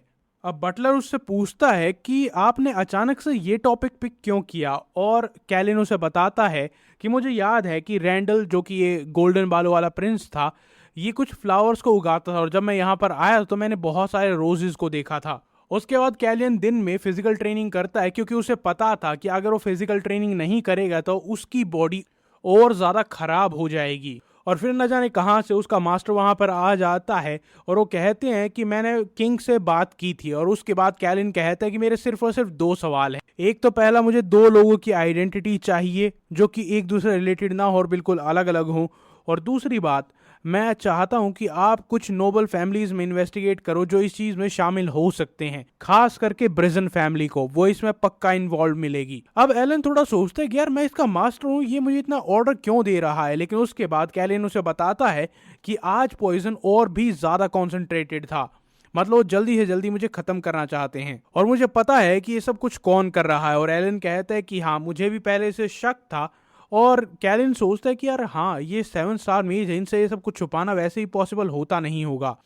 और इस टाइम पर सही मौका है कि एलन क्वीन को एक्सपोज करने में हेल्प करे और ज्यादा इन्फ्लुएंस गेन करे, ताकि वो बाद में कैलियन यानी थर्ड प्रिंस को हेल्प कर सके।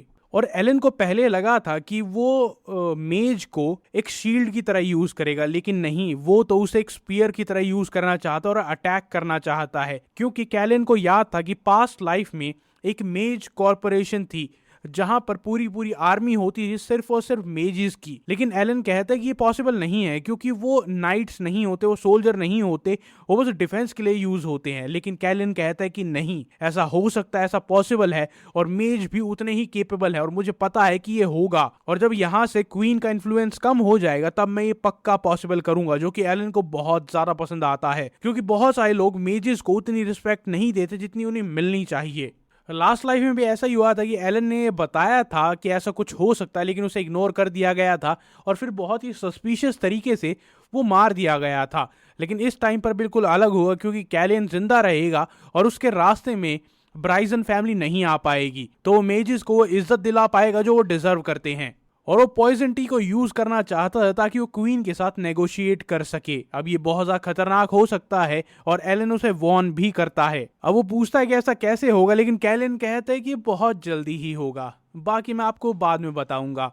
और ये सुनकर एलन थोड़ा सा कि यार मैं क्या करूं, कहीं तो किसी मुसीबत में ना आ जाए। लेकिन उसके बाद कैलिन अपनी स्लीव से कुछ निकालता है और एलन को देता है और कहता है कि ये तभी यूज करना जब सही टाइम आ जाए, जब हम क्वीन के साथ नेगोशिएट कर रहे हों। जो मेड वहां पर कैलिन के पास इन्फिल्ट्रेट करके गई थी, उसने डोज बढ़ाई थी, लेकिन तब भी कोई असर नहीं हो रहा था, क्योंकि कैलिन अब भी जिंदा है, जिसकी वजह से क्वीन बहुत ज्यादा फ्रस्ट्रेट हो जाती है। अब उसका बेटा वहां पर आता है और क्वीन को वो भी यूजलेस लगता है। वो क्वीन को ये कहने के लिए आता है कि आपको चिंता करने की कोई जरूरत नहीं है, लेकिन क्वीन कहती है कि अरे तुम बेवकूफ हो, तुम कुछ नहीं कर सकते, ना तुम कोई फैसला ले सकते हो। और ये सुनकर वो गुस्से में वहां से चला जाता है और क्वीन सोचती है कि यार मेरा बेटा निकम्मा है और मुझे इसके लिए रास्ता बनाना पड़ेगा ताकि ये किंग बन जाए। और जिस दिन वो सेलिब्रेशन था, उस दिन किरी ने नोटिस किया कि उसकी बहन बहुत जल्दी उठ गई थी और वो बहुत ज्यादा चीयरफुल थी, क्योंकि उसे प्रिंस को देखना बहुत ज्यादा पसंद था और कैलियन बहुत ज्यादा पसंद था, क्योंकि एक तो जान बचाई थी और वैसे भी वो चार्मिंग था। और इस टाइम पर कैलियन भी अपनी नोबल क्लोथ्स में तैयार हो रहा था, क्योंकि कॉन्फ्रेंस के लिए सिर्फ और सिर्फ 1 घंटा बचा था। उसके बाद वो बटलर को कहता है कि मेरे पास तुम्हारे लिए एक बहुत ही इंपॉर्टेंट काम है। वो 2 लेटर देता है और कहता है कि पहला लेटर तुम्हें डिलीवर करना है मेज एसोसिएशन में, दूसरा लेटर डिलीवर करना है तुम्हें एलन को, और मेक श्योर करना कि पहले तुम मेज एसोसिएशन में जाओ, उसके बाद एलन के पास जाना। अब बटलर बहुत ज्यादा चिंता में हो जाता है कि थर्ड प्रिंस खुद वहां पर मीटिंग में अकेले जाने की कह रहे हैं, जो कि बहुत ज्यादा रिस्की हो सकता है।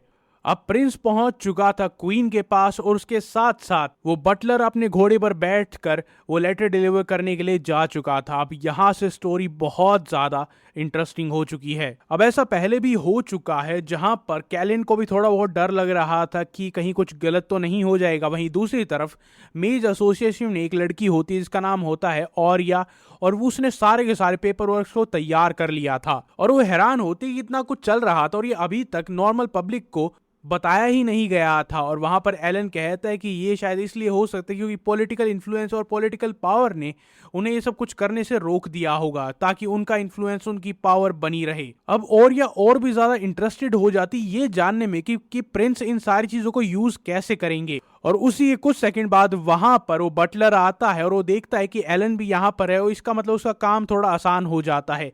एक लेटर वो देता है ऑरिया को और दूसरा लेटर वो देता है एलन को। और जब एलन वो लेटर पढ़ता है तो उसकी आंखें खुली रह जाती हैं। अब एलन वहां पर पहले से ही जाने की तैयारी कर रहा था, लेकिन जैसे ही वो लेटर पढ़ता वो कहता है कि मुझे अभी के अभी वहां पर जाना है। लेकिन वो बटलर कहता है कि आप बिना इनविटेशन के वहां पर नहीं जा सकते। लेकिन एलन उसे बताता है कि थर्ड प्रिंस की जान खतरे में है, ऐसा हो सकता है कि कल हम उसे देख ही ना पाए, तो हमें अभी वहां पर जाना होगा। उस लेटर में यह लिखा हुआ था कि मैं क्वीन के साथ डील करूंगा अपनी जान की बाजी लगाकर, अगर वहां पर कुछ भी गलत होता है तो तुम्हें वहां पर आकर स्पेसिफिकली अपने मैजिक से मुझे बचाना होगा। और वहीं दूसरी तरफ क्वीन और कैलिन के बीच में नेगोशिएशन शुरू हो चुकी थी, जहां पर कैलिन कहता है कि अब तो हमें एक दूसरे से कम ऑनेस्टली बात करनी चाहिए, और क्वीन वहां पर हंसने लग जाती है कि उससे भी कुछ चेंज नहीं होगा, ना तो मुझे रोक सकते हो, ना ही तुम मुझे मार सकते हो, ना ही किसी और को कन्विंस कर सकते हो।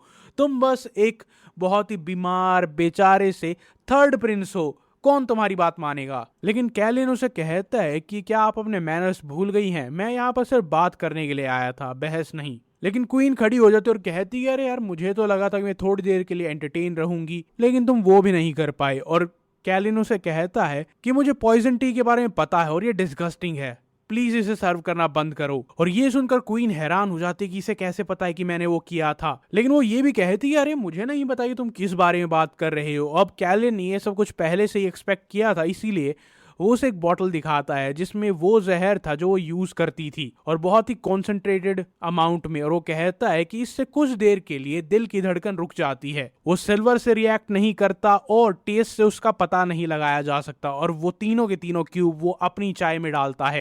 और तो और वो कहता है कि मुझे पता है कि इसे मैजिक से भी डिटेक्ट नहीं कर सकते और मेरे पास ब्लेसिंग ऑफ रीजनरेशन है, लेकिन उसकी भी एक लिमिट होती है। और ये बात क्वीन को भी पता थी। अब कैलियन उसे कहते कि अगर मैं यहाँ पर मारा जाता हूँ तो सबसे पहले शक किस पर जाएगा, लेकिन ये सुनकर क्वीन हंसने लग जाती। ये तुम्हारा प्लान था?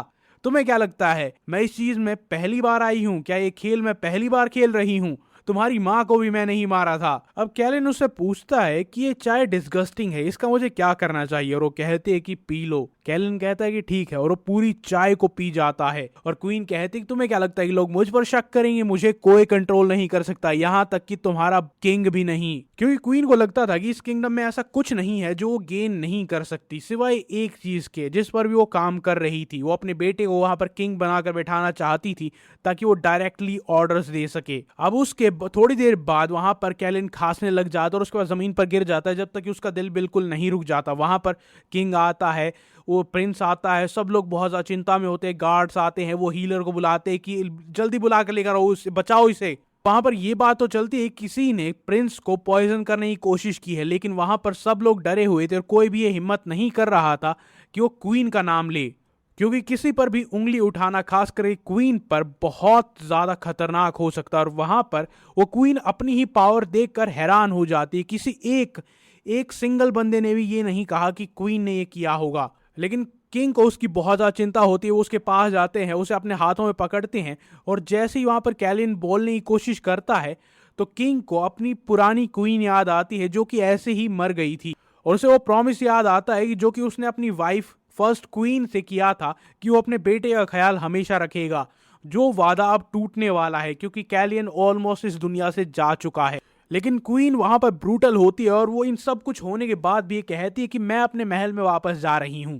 लेकिन किंग इस बात को सुनकर बहुत ज्यादा गुस्सा हो जाता है और वो कहता है क्या तुम इस चीज में इन्वॉल्व हो? और उसका नाम लेता है, इतनी जोर से नाम लेता है कि सबको वो बात सुनाई दी जाती है। और क्वीन को भी ये बात सुनकर हैरानी होती है कि किंग ने खुद मेरा नाम लिया है। और उसके बाद वहां पर नोबल्स भी बात करने लग जाते हैं कि हाँ ऐसा हो सकता है कि अपने बेटे के लिए इसने थर्ड प्रिंस को मार दिया हो। और वो अपने फैन के पीछे अपना हाथ या मुंह छुपा कर कहती है कि अरे नहीं, मुझे नहीं पता कि आप क्या कह रहे हो।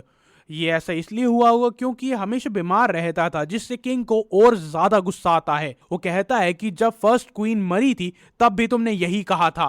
पास्ट में भी इसी चीज का फायदा उठाकर उसने सारे के सारे गार्ड्स को अपनी तरफ कर लिया था और अब सालों बाद वो सीन दोबारा से रिपीट हो रहा है। उसके बाद वो क्वीन कहती कि अरे ब्रेकफास्ट पर मुझे जहां तक याद है ये सेकंड प्रिंस भी वहां पर था, मतलब वो गोल्डन हेयर बॉय। और किंग कहता है कि अपना मुंह बंद रखो, तुम हमेशा यही बकवास करती हो। लेकिन वो तब भी बोलती रहती है, किंग को और गुस्सा दिलाती है। अब किंग उसे चुप रहने के लिए कहता है, लेकिन वो बिल्कुल शेमलेस होती है और उसे एक्ट करना आता है। और तो और वो ये भी कहती है कि मैं तो थर्ड प्रिंस के लिए एक मदरली फिगर थी, मैं उसे अपने बच्चे की तरह प्यार करती थी, जिससे किंग को और गुस्सा आता है।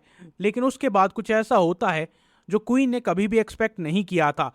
उसका खुद का बेटा ब्लू हेयर्ड प्रिंस कहता है कि नहीं, कैलियन बिल्कुल ठीक था, मैंने उससे बहुत बार बात की थी और वो हमेशा यही कहता था कि वो ठीक है, उसके साथ कुछ भी गड़बड़ नहीं थी। उसके बाद फाइनली वहां पर प्रीस्ट आता है और वो उसे हील करने की कोशिश करता है होली मैजिक से। लेकिन तभी वहां पर एक अचानक से इनविजिबल मैजिक शील्ड आ जाती है जो कि कैलियन के मास्टर एलन ने बनाई थी। और वो कहता है कि नहीं रुक जाओ, अगर तुम अपने मैजिक का यूज करोगे तो प्रिंस मारा जाएगा। लेकिन इन सब के बाद किंग और ज्यादा टेंस हो जाता है क्योंकि उसे अपने बेटे की चिंता हो रही थी। और वो कहता है कि क्या मतलब है तुम्हारा, उसे जल्दी से जल्दी इलाज की जरूरत है। लेकिन एलन उन्हें समझाता है कि इसके हार्ट के आसपास मैजिक सर्कल बने हुए हैं और अगर उस चीज को होली पावर के साथ कंबाइन कर दिया जाए तो इसका हार्ट कभी रिकवर नहीं कर पाएगा। और उसका टीचर उसे कहते हैं कि मैं इसे कर सकता हूं सिर्फ और सिर्फ हीलिंग मैजिक से, ना कि होली मैजिक से, वो दोनों अलग अलग होते हैं। और उसके बाद एलन के सामने भी एक सीन रिपीट होता है जब पास्ट में उसके खुद के बेटे के साथ ये हुआ था, और अब ये सीन दोबारा से उसके सामने रिपीट हो रहा है और उसने कभी नहीं सोचा था कि उसे ये मैजिक दोबारा से कभी भी यूज करना पड़ेगा। अब एलन उस मैजिक का यूज करता है, उसके साथ साथ पूरे पूरे किंगडम में पैम्पलेट्स बंटने शुरू हो चुके थे जहां पर ब्रिजन फैमिली की काली करतूतें लिखी हुई थी। उन्होंने 36 लोगों को मारा था और अब सब लोगों को पता चल चुका था कि ब्रिजन फैमिली और क्वीन कितने ज्यादा इविल थे, और अब वो बदला चाहते थे, वो क्वीन से बदला लेना चाहते थे क्योंकि उनका सबसे फेवरेट प्रिंस कैलियन अब वहां पर मौत से लड़ रहा था। अब क्या वो जिंदा बचकर निकल पाएगा? मिलते हैं नेक्स्ट एपिसोड में।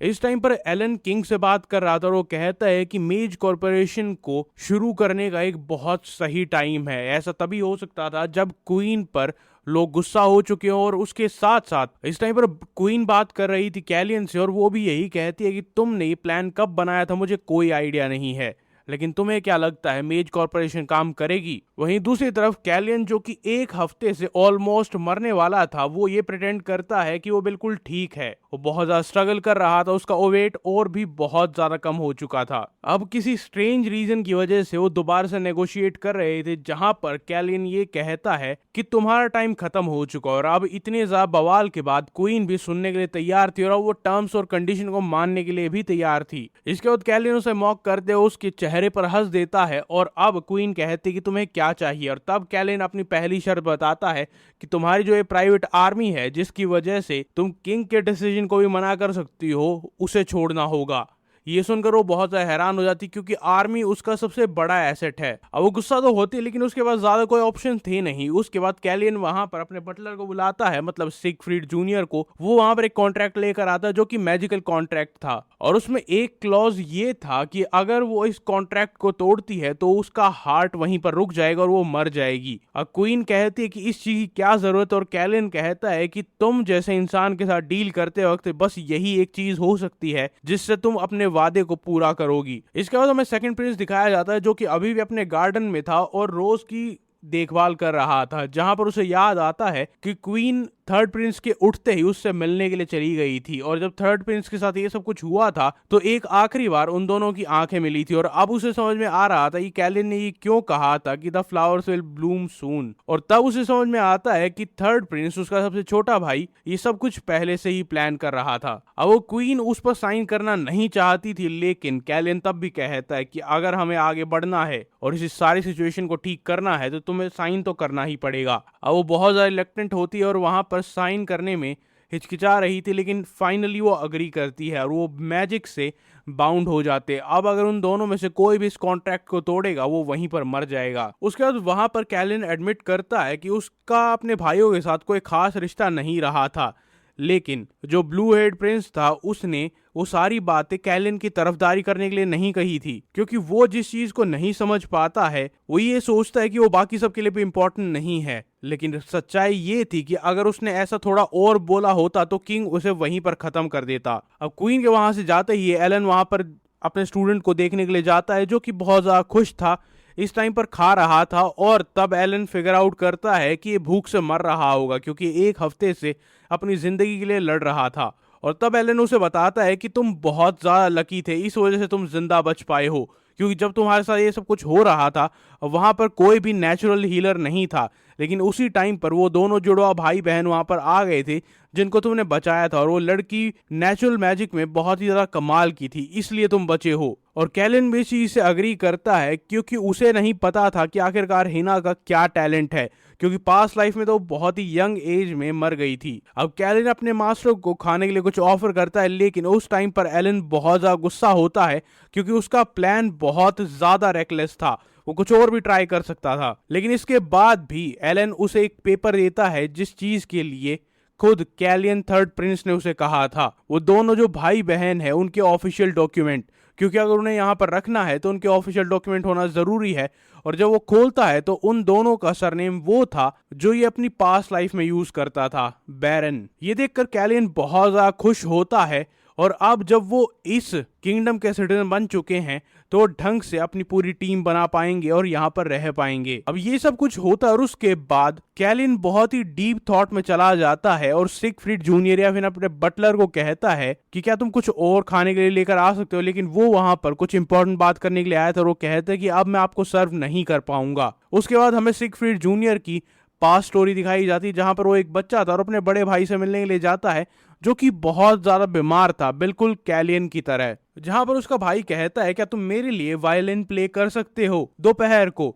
और उसके बाद सिगफ्रीड जूनियर बड़ों की बात सुनता है जहां पर वो कह रहे थे कि उसके बड़े भाई की तबीयत बहुत ज्यादा खराब हो रही थी। और उसके बाद आता है उसकी जिंदगी का सबसे डरावना सवाल जहां पर उसका बड़ा भाई उससे पूछता है कि तुमने किसी की बात सुनी थी, मुझे बताओ क्या मैं कभी ठीक हो सकता हूँ, क्या मेरी कंडीशन ठीक हो रही है या और बेकार हो रही है। क्योंकि उस टाइम तक सिगफ्रीड जूनियर को ये नहीं पता था कि किसी को खोने का दर्द क्या होता है। और उससे ही अगले दिन वो रूम जहां पर उसका भाई रहता था वहां पर आग लग जाती है। ये सिगफ्रीड जूनियर के बड़े भाई का अपना तरीका था ताकि वो इस दुनिया से जल्दी जा सके और बिना दर्द के जा सके। उसके बाद 1 साल बीत जाता है लेकिन सिगफ्रीड जूनियर के लिए कुछ भी सेम नहीं रहता है। और सिगफ्रीड जूनियर ने अपने आप को बिल्कुल आइसोलेट कर लिया था, वो कमरे में बंद रहता था, लेकिन उसके फादर ये सब कुछ नहीं देख पा रहे थे, इसीलिए वो उसे रूम से बाहर लेकर आते ताकि वो आसपास देखे घूमे। लेकिन उस टाइम पर उसे एक और लड़का दिखाई देता है और वो और कोई नहीं बल्कि थर्ड प्रिंस कैलियन था, जिसकी कंडीशन बिल्कुल उसके बड़े भाई की तरह थी।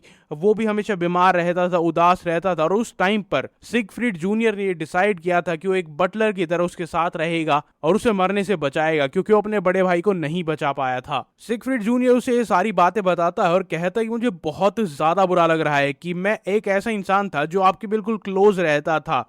मैं वो इंसान बनना चाहता था जो आपको प्रोटेक्ट करे, लेकिन मेरे ही हाथ से हर रोज सुबह वो चाय डिलीवर होती थी। वो अपने आप को दोषी मान रहा था और वो गिल्टी फील कर रहा था कि मैं ऐसा दोबारा कभी होने नहीं देना चाहता। लेकिन कैलियन उसके कंधे पर हाथ रखता और कहता है कि तुम्हें चिंता करने की कोई जरूरत नहीं है। और जोर से चिल्लाकर कहता है कि अपने सामने देखो, तुम किसकी तरफ देख रहे हो, मैं अभी तक जिंदा हूं, इसका मतलब सब कुछ ठीक है। ना मैं अब मरा हूं ना ही मैं आगे मारा जाऊंगा। और वैसे भी मैं इस टाइम पर तुम्हें कहीं जाने नहीं दे सकता क्योंकि तुम्हारे बिना मैं ये सब कुछ सरवाइव नहीं कर पाऊंगा। जो सुनकर सिगफ्रीड जूनियर बहुत ज्यादा इमोशनल हो जाता है। एक ये बात सोचकर कि वो घर नहीं जा सकता और दूसरा ये बात सोचकर कि कैलियन उसे इंटरेस्ट करता है और सिगफ्रीड जूनियर ने एक ऐसे इंसान को ढूंढ लिया है जिसे वो जिंदगी भर प्रोटेक्ट करेगा। और उसके बाद सिगफ्रीड जूनियर कहता है कि मैं हर एक उस इंसान को ढूंढूंगा जिसने आपके खिलाफ ये सब कुछ प्लान किया था, जो भी इसमें शामिल था। और कैलियन उसे कहता है कि अगर तुम्हें ये करना है तो पहले तुम्हें बिल्कुल शांत रहना सीखना होगा क्योंकि बेबी एलिफेंट बहुत ज्यादा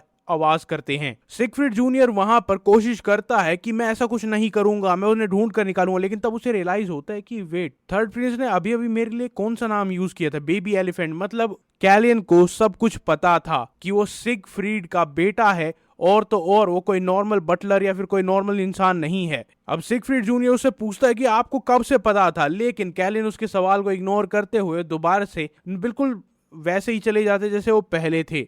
उसके बाद हमें एक डीप इंट्रोस्पेक्शन का मोमेंट दिखाया जाता है जहां पर कैलियन और उसकी पुरानी बॉडी के ओनर को दिखाया जाता है, जहां पर असली थर्ड प्रिंस भागता हुआ जाता, उसे क्रॉस करता और कहीं दूर चला जाता। उसके बाद कैलियन कहीं ड्रॉप हो रहा था और अचानक से उसकी आंखें खुलती हैं और तब वो एक सेरेमनी रखता है जहां पर अगर कोई मर जाता है तो उसकी आत्मा को भेजने के लिए वो किया जाता है ताकि थर्ड प्रिंस की जो असली आत्मा थी वो शांति से दूसरी दुनिया में जा सके। और उस टाइम पर वो सोचता है कि असली कैलियन बहुत ज्यादा जल्दी में था। उसने जाते जाते मुझे बाय तो कहा, उसके साथ साथ गुड लक भी कहा कि शायद तुम वो पूरा कर सकते हो जो मैं नहीं कर पाया था। और उसके बाद उसकी आत्मा उस शरीर से कंप्लीटली चली जाती है और अब इस बॉडी का सिर्फ एक ही ओनर है। और इस टाइम पर कैलियन डिसाइड करता है कि वो अपनी इस जिंदगी को फुलफिल करेगा और वैसे जिएगा जैसे वो चाहता है। अब उसकी जिंदगी में कोई भी रिग्रेट नहीं होना चाहिए। और उसके बाद वहां पर जो क्वीन की आर्मी थी वो डिसॉल्व हो जाती है और वो सारे के सारे सोल्जर्स वापस आ जाते हैं किंग और पूरे एम्पायर के पास। और दूसरी तरफ मेज कॉर्पोरेशन की अनाउंसमेंट हो जाती है और अब वो भी बन जाती है, जिससे अब कैलियन के पास कम से कम एक ऐसा एलाय है जो हमेशा उसकी तरफ रहेगा और एक आर्मी है जो उसे प्रोटेक्ट करेगी। अब 3 महीने बीत जाते हैं और सारे सर्वेंट कहते हैं कि हमें टेलर को बुलाना पड़ेगा क्योंकि इन 3 महीनों में कैलियन बहुत ज्यादा ग्रो कर जाता है। वो बहुत लंबा भी हो जाता है। और उसके बाद जब वो किंग से मिलने के लिए जाता है वो भी बहुत ज्यादा इंप्रेस्ड होते हैं कि तुम इतने जल्दी इतने बड़े हो गए हो। वो कैलिन के बर्थडे के लिए प्रिपरेशन कर रहे थे, जहां पर एलन आता है और कहता है कि मैं तुम्हें किसी से मिलवाता हूँ। और वहां पर एक और मेज आता है जिसके नीले बाल थे, और उसे देखकर कैलिन हैरान हो जाते क्योंकि ये वही मेज था जिसने पास्ट लाइफ में कैलिन को खत्म किया था। और वो यहाँ पर आया था ताकि वो कैलिन की सिक्योरिटी की जिम्मेदारी ले सके। अब किंग कहते हैं कि ये बहुत ही टैलेंटेड मेज है, और उस टाइम पर कैलिन अपने गुस्से को कंट्रोल करने की कोशिश करता है क्योंकि जिंदगी बदल चुकी है, शरीर बदल चुका है, लेकिन इमोशंस तो वही हैं। अब मेज कॉर्पोरेशन ऑलमोस्ट चालू हो चुकी है, और ये सारी की सारी प्रिपरेशन सिर्फ एक चीज के लिए हुई है, ताकि कैलिन को बचाया जा सके, उस पर और कोई खतरा ना आए। लेकिन क्या ऐसा हो पाएगा? लेकिन अभी एक चीज बची थी कि आखिरकार इस कॉर्पोरेशन का नाम क्या होगा, और कैलिन सजेस्ट करता है कि इसका नाम आर्कन रख सकते हैं, जो कि उसी नीले बालों वाले मेज का नाम है। अब ये सब कुछ होता है, उसके बाद उसका टीचर उसे लेकर जाता है, एक स्पेल यूज करता है ताकि किसी और को कुछ सुनाई ना दे। और वहां पर कैलिन उन्हें सब कुछ समझाता है कि पास्ट लाइफ में इसने ही मुझे मारा था, मुझे ये बिल्कुल नापसंद है, लेकिन इस टाइम पर गार्ड चेंज करने की जरूरत नहीं है क्योंकि वो है तो टैलेंटेड ही। लेकिन उसके मन में अब भी गुस्सा जरूर था। और उसके बाद कैलिन से वो नोबल मिलने के लिए आता है जिसकी जान उसने बचाई थी कि ये शैंडलियर गिरने वाला है, तुम इसे ठीक कर लो। इसका नाम था बैरन मेलफेयर। और वो नोबल थर्ड प्रिंस से मिलकर बहुत ज्यादा खुश होता है। अब कैलिन ने ज्यादा नोबल्स के साथ डील नहीं किया था, इसीलिए वो डायरेक्ट पॉइंट पर आता है कि मैंने यहाँ पर तुम्हें एक रिवॉर्ड कलेक्ट करने के लिए बुलाया है, मैंने तुम्हारी जान बचाई थी और तुम्हें मेरे लिए कुछ करना होगा। और नोबल को पता था कि ऑब्वियसली यही होगा, और वो पूरी तरीके से तैयार था। और वो कहता है कि आप जो कहोगे मैं वो करने के लिए तैयार हूँ। मैं नोबल फैमिली के साथ घोड़े, डायमंड सब कुछ ट्रेड कर रहा हूँ, बताइए आपको क्या चाहिए। और कैलिन उससे कहता है क्या तुम एक और बिजनेस को रन कर सकते हो? और वो कहता है कि एक और बिजनेस को? और तब कैलिन उसे बताता है मेज कॉर्पोरेशन के बारे में, और कहता है कि सारी चीजें ठीक हैं, वो बहुत पावरफुल हैं, बहुत ऑर्गेनाइज्ड हैं, लेकिन एक ऑर्गेनाइजेशन को चलाने के लिए एक ऐसे इंसान की जरूरत पड़ती है जिसका वैसा दिमाग हो। क्या तुम ये कर पाओगे? और वो पूछता है क्या यही कीमत है मेरी जिंदगी की? और कैलिन कहता है कि हाँ। और इसके बाद वो नोबल हाँ कर देता है कि मेज कॉर्पोरेशन के जितने भी कॉन्ट्रैक्ट्स, जितनी बातें होंगी, वो सब कुछ ये हैंडल करेगा। अब यहाँ पर कैलिन ने हिस्ट्री को रीराइट तो कर दिया है, लेकिन उसके साथ साथ उसके आसपास बहुत सारे लोग हैं जो उसे पसंद करते हैं और दिल से सपोर्ट करते हैं। अब बस एक बात बची है कि इनकी कमिंग ऑफ एज सेरेमनी आने वाली है, जहां पर उसे सेफेनियन का एक बेस ढूंढना होगा, और वहां पर उसे पूछना होगा कि ये सब कुछ क्यों हो रहा है। आखिरकार वो टाइम से रिग्रेस करके यहाँ पर इस बॉडी में क्यों आया था, और उसके साथ साथ आर्टिफैक्ट ऑफ टाइम कहाँ पर है, वो गायब क्यों हो गया था। अब जब कैलिन अपने बर्थडे पार्टी के लिए बाहर जा रहा था, वहां पर ब्लू हेड प्रिंस खड़ा था जो कहता है कि कैसा है ब्लड आइज। और वो कहता है कि मैं ये चीज बर्दाश्त नहीं करूंगा, मेरा नाम कैलियन है। और वहां पर वो ब्लू हेड प्रिंस कहता है कि तू बिल्कुल ठीक हो चुका है, तू बहुत ही स्मार्ट है, तूने मेज कॉर्पोरेशन को एस्टेब्लिश कर लिया है, आखिरकार तू है कौन? और उस टाइम पर कैलियन को रियलाइज होता है कि इस शरीर में जो आत्मा थी वो जा चुकी है, और मैं जो पास्ट लाइफ में था वो मैं नहीं हूँ। और ऑब्वियसली उसे शक होना बनता है। कैलियन उसे कहता है कि तेरे दिमाग में बहुत कुछ चलता है, लेकिन वो सब कुछ सच नहीं होता है। और उसके बाद वो अपने मास्टर से बात करता है और वो कहता है कि तुम्हारा बड़ा भाई वो पीता जरूर है, लेकिन वो बेवकूफ नहीं है। तुमने इतना कुछ अलग किया है जो कि तुम्हारे कैरेक्टर के साथ मैच नहीं करता था, इसीलिए उसे ये लगना नॉर्मल है, लेकिन हम उसे बता नहीं सकते हैं। उसके बाद पार्टी शुरू होती है। वहां पर सब लोग ऐसे थे जो कि कैलियन के लोग थे और उसे पसंद करते थे या फिर उसकी हेल्प करने के लिए वहां पर थे, जिसमें से एक कमांडर था, कमांडर योहान, जो कि सिगफ्रीड की तरफ से आया था और उसे बचाने के लिए आया है। जब वो सिफेलियन के नेस्ट पर जाएंगे तब ये उसे बचाएगा। लेकिन इन सारे के सारे गार्ड्स को ये बात पसंद नहीं थी कि सिगफ्रीड जूनियर यहाँ पर एक बटलर की तरह काम कर रहा था, और वो कैलियन को गुस्से से देख रहे थे कि हमारे यंग मास्टर यहाँ पर बटलर का काम क्यों कर रहे हैं, और वो भी थर्ड प्रिंस के लिए। और इसी को थोड़ा और ज्यादा प्ले करते हुए कैलियन उन सब के सामने सिगफ्रीड जूनियर को कहता है कि मेरे लिए कुछ खाने के लिए लेकर आओ, जिससे वो गार्ड और ज्यादा गुस्सा हो जाते हैं। लेकिन उसके बाद फाइनली वो जर्नी पर निकलते हैं, जहां पर उन्हें सिफेनिया के नेस्ट पर जाना है, जहां पर कैलियन अपने सवाल पूछ पाएगा कि वो यहाँ पर क्यों आया है, कैसे आया है। और जब वो जंगल से जाते हैं तो जर्नी शुरू करते ही थोड़ी देर बाद मुसीबत आ जाती है। झाड़ियों से कोई आने लगता है और वहां पर सारे गार्ड्स अलर्ट हो जाते हैं।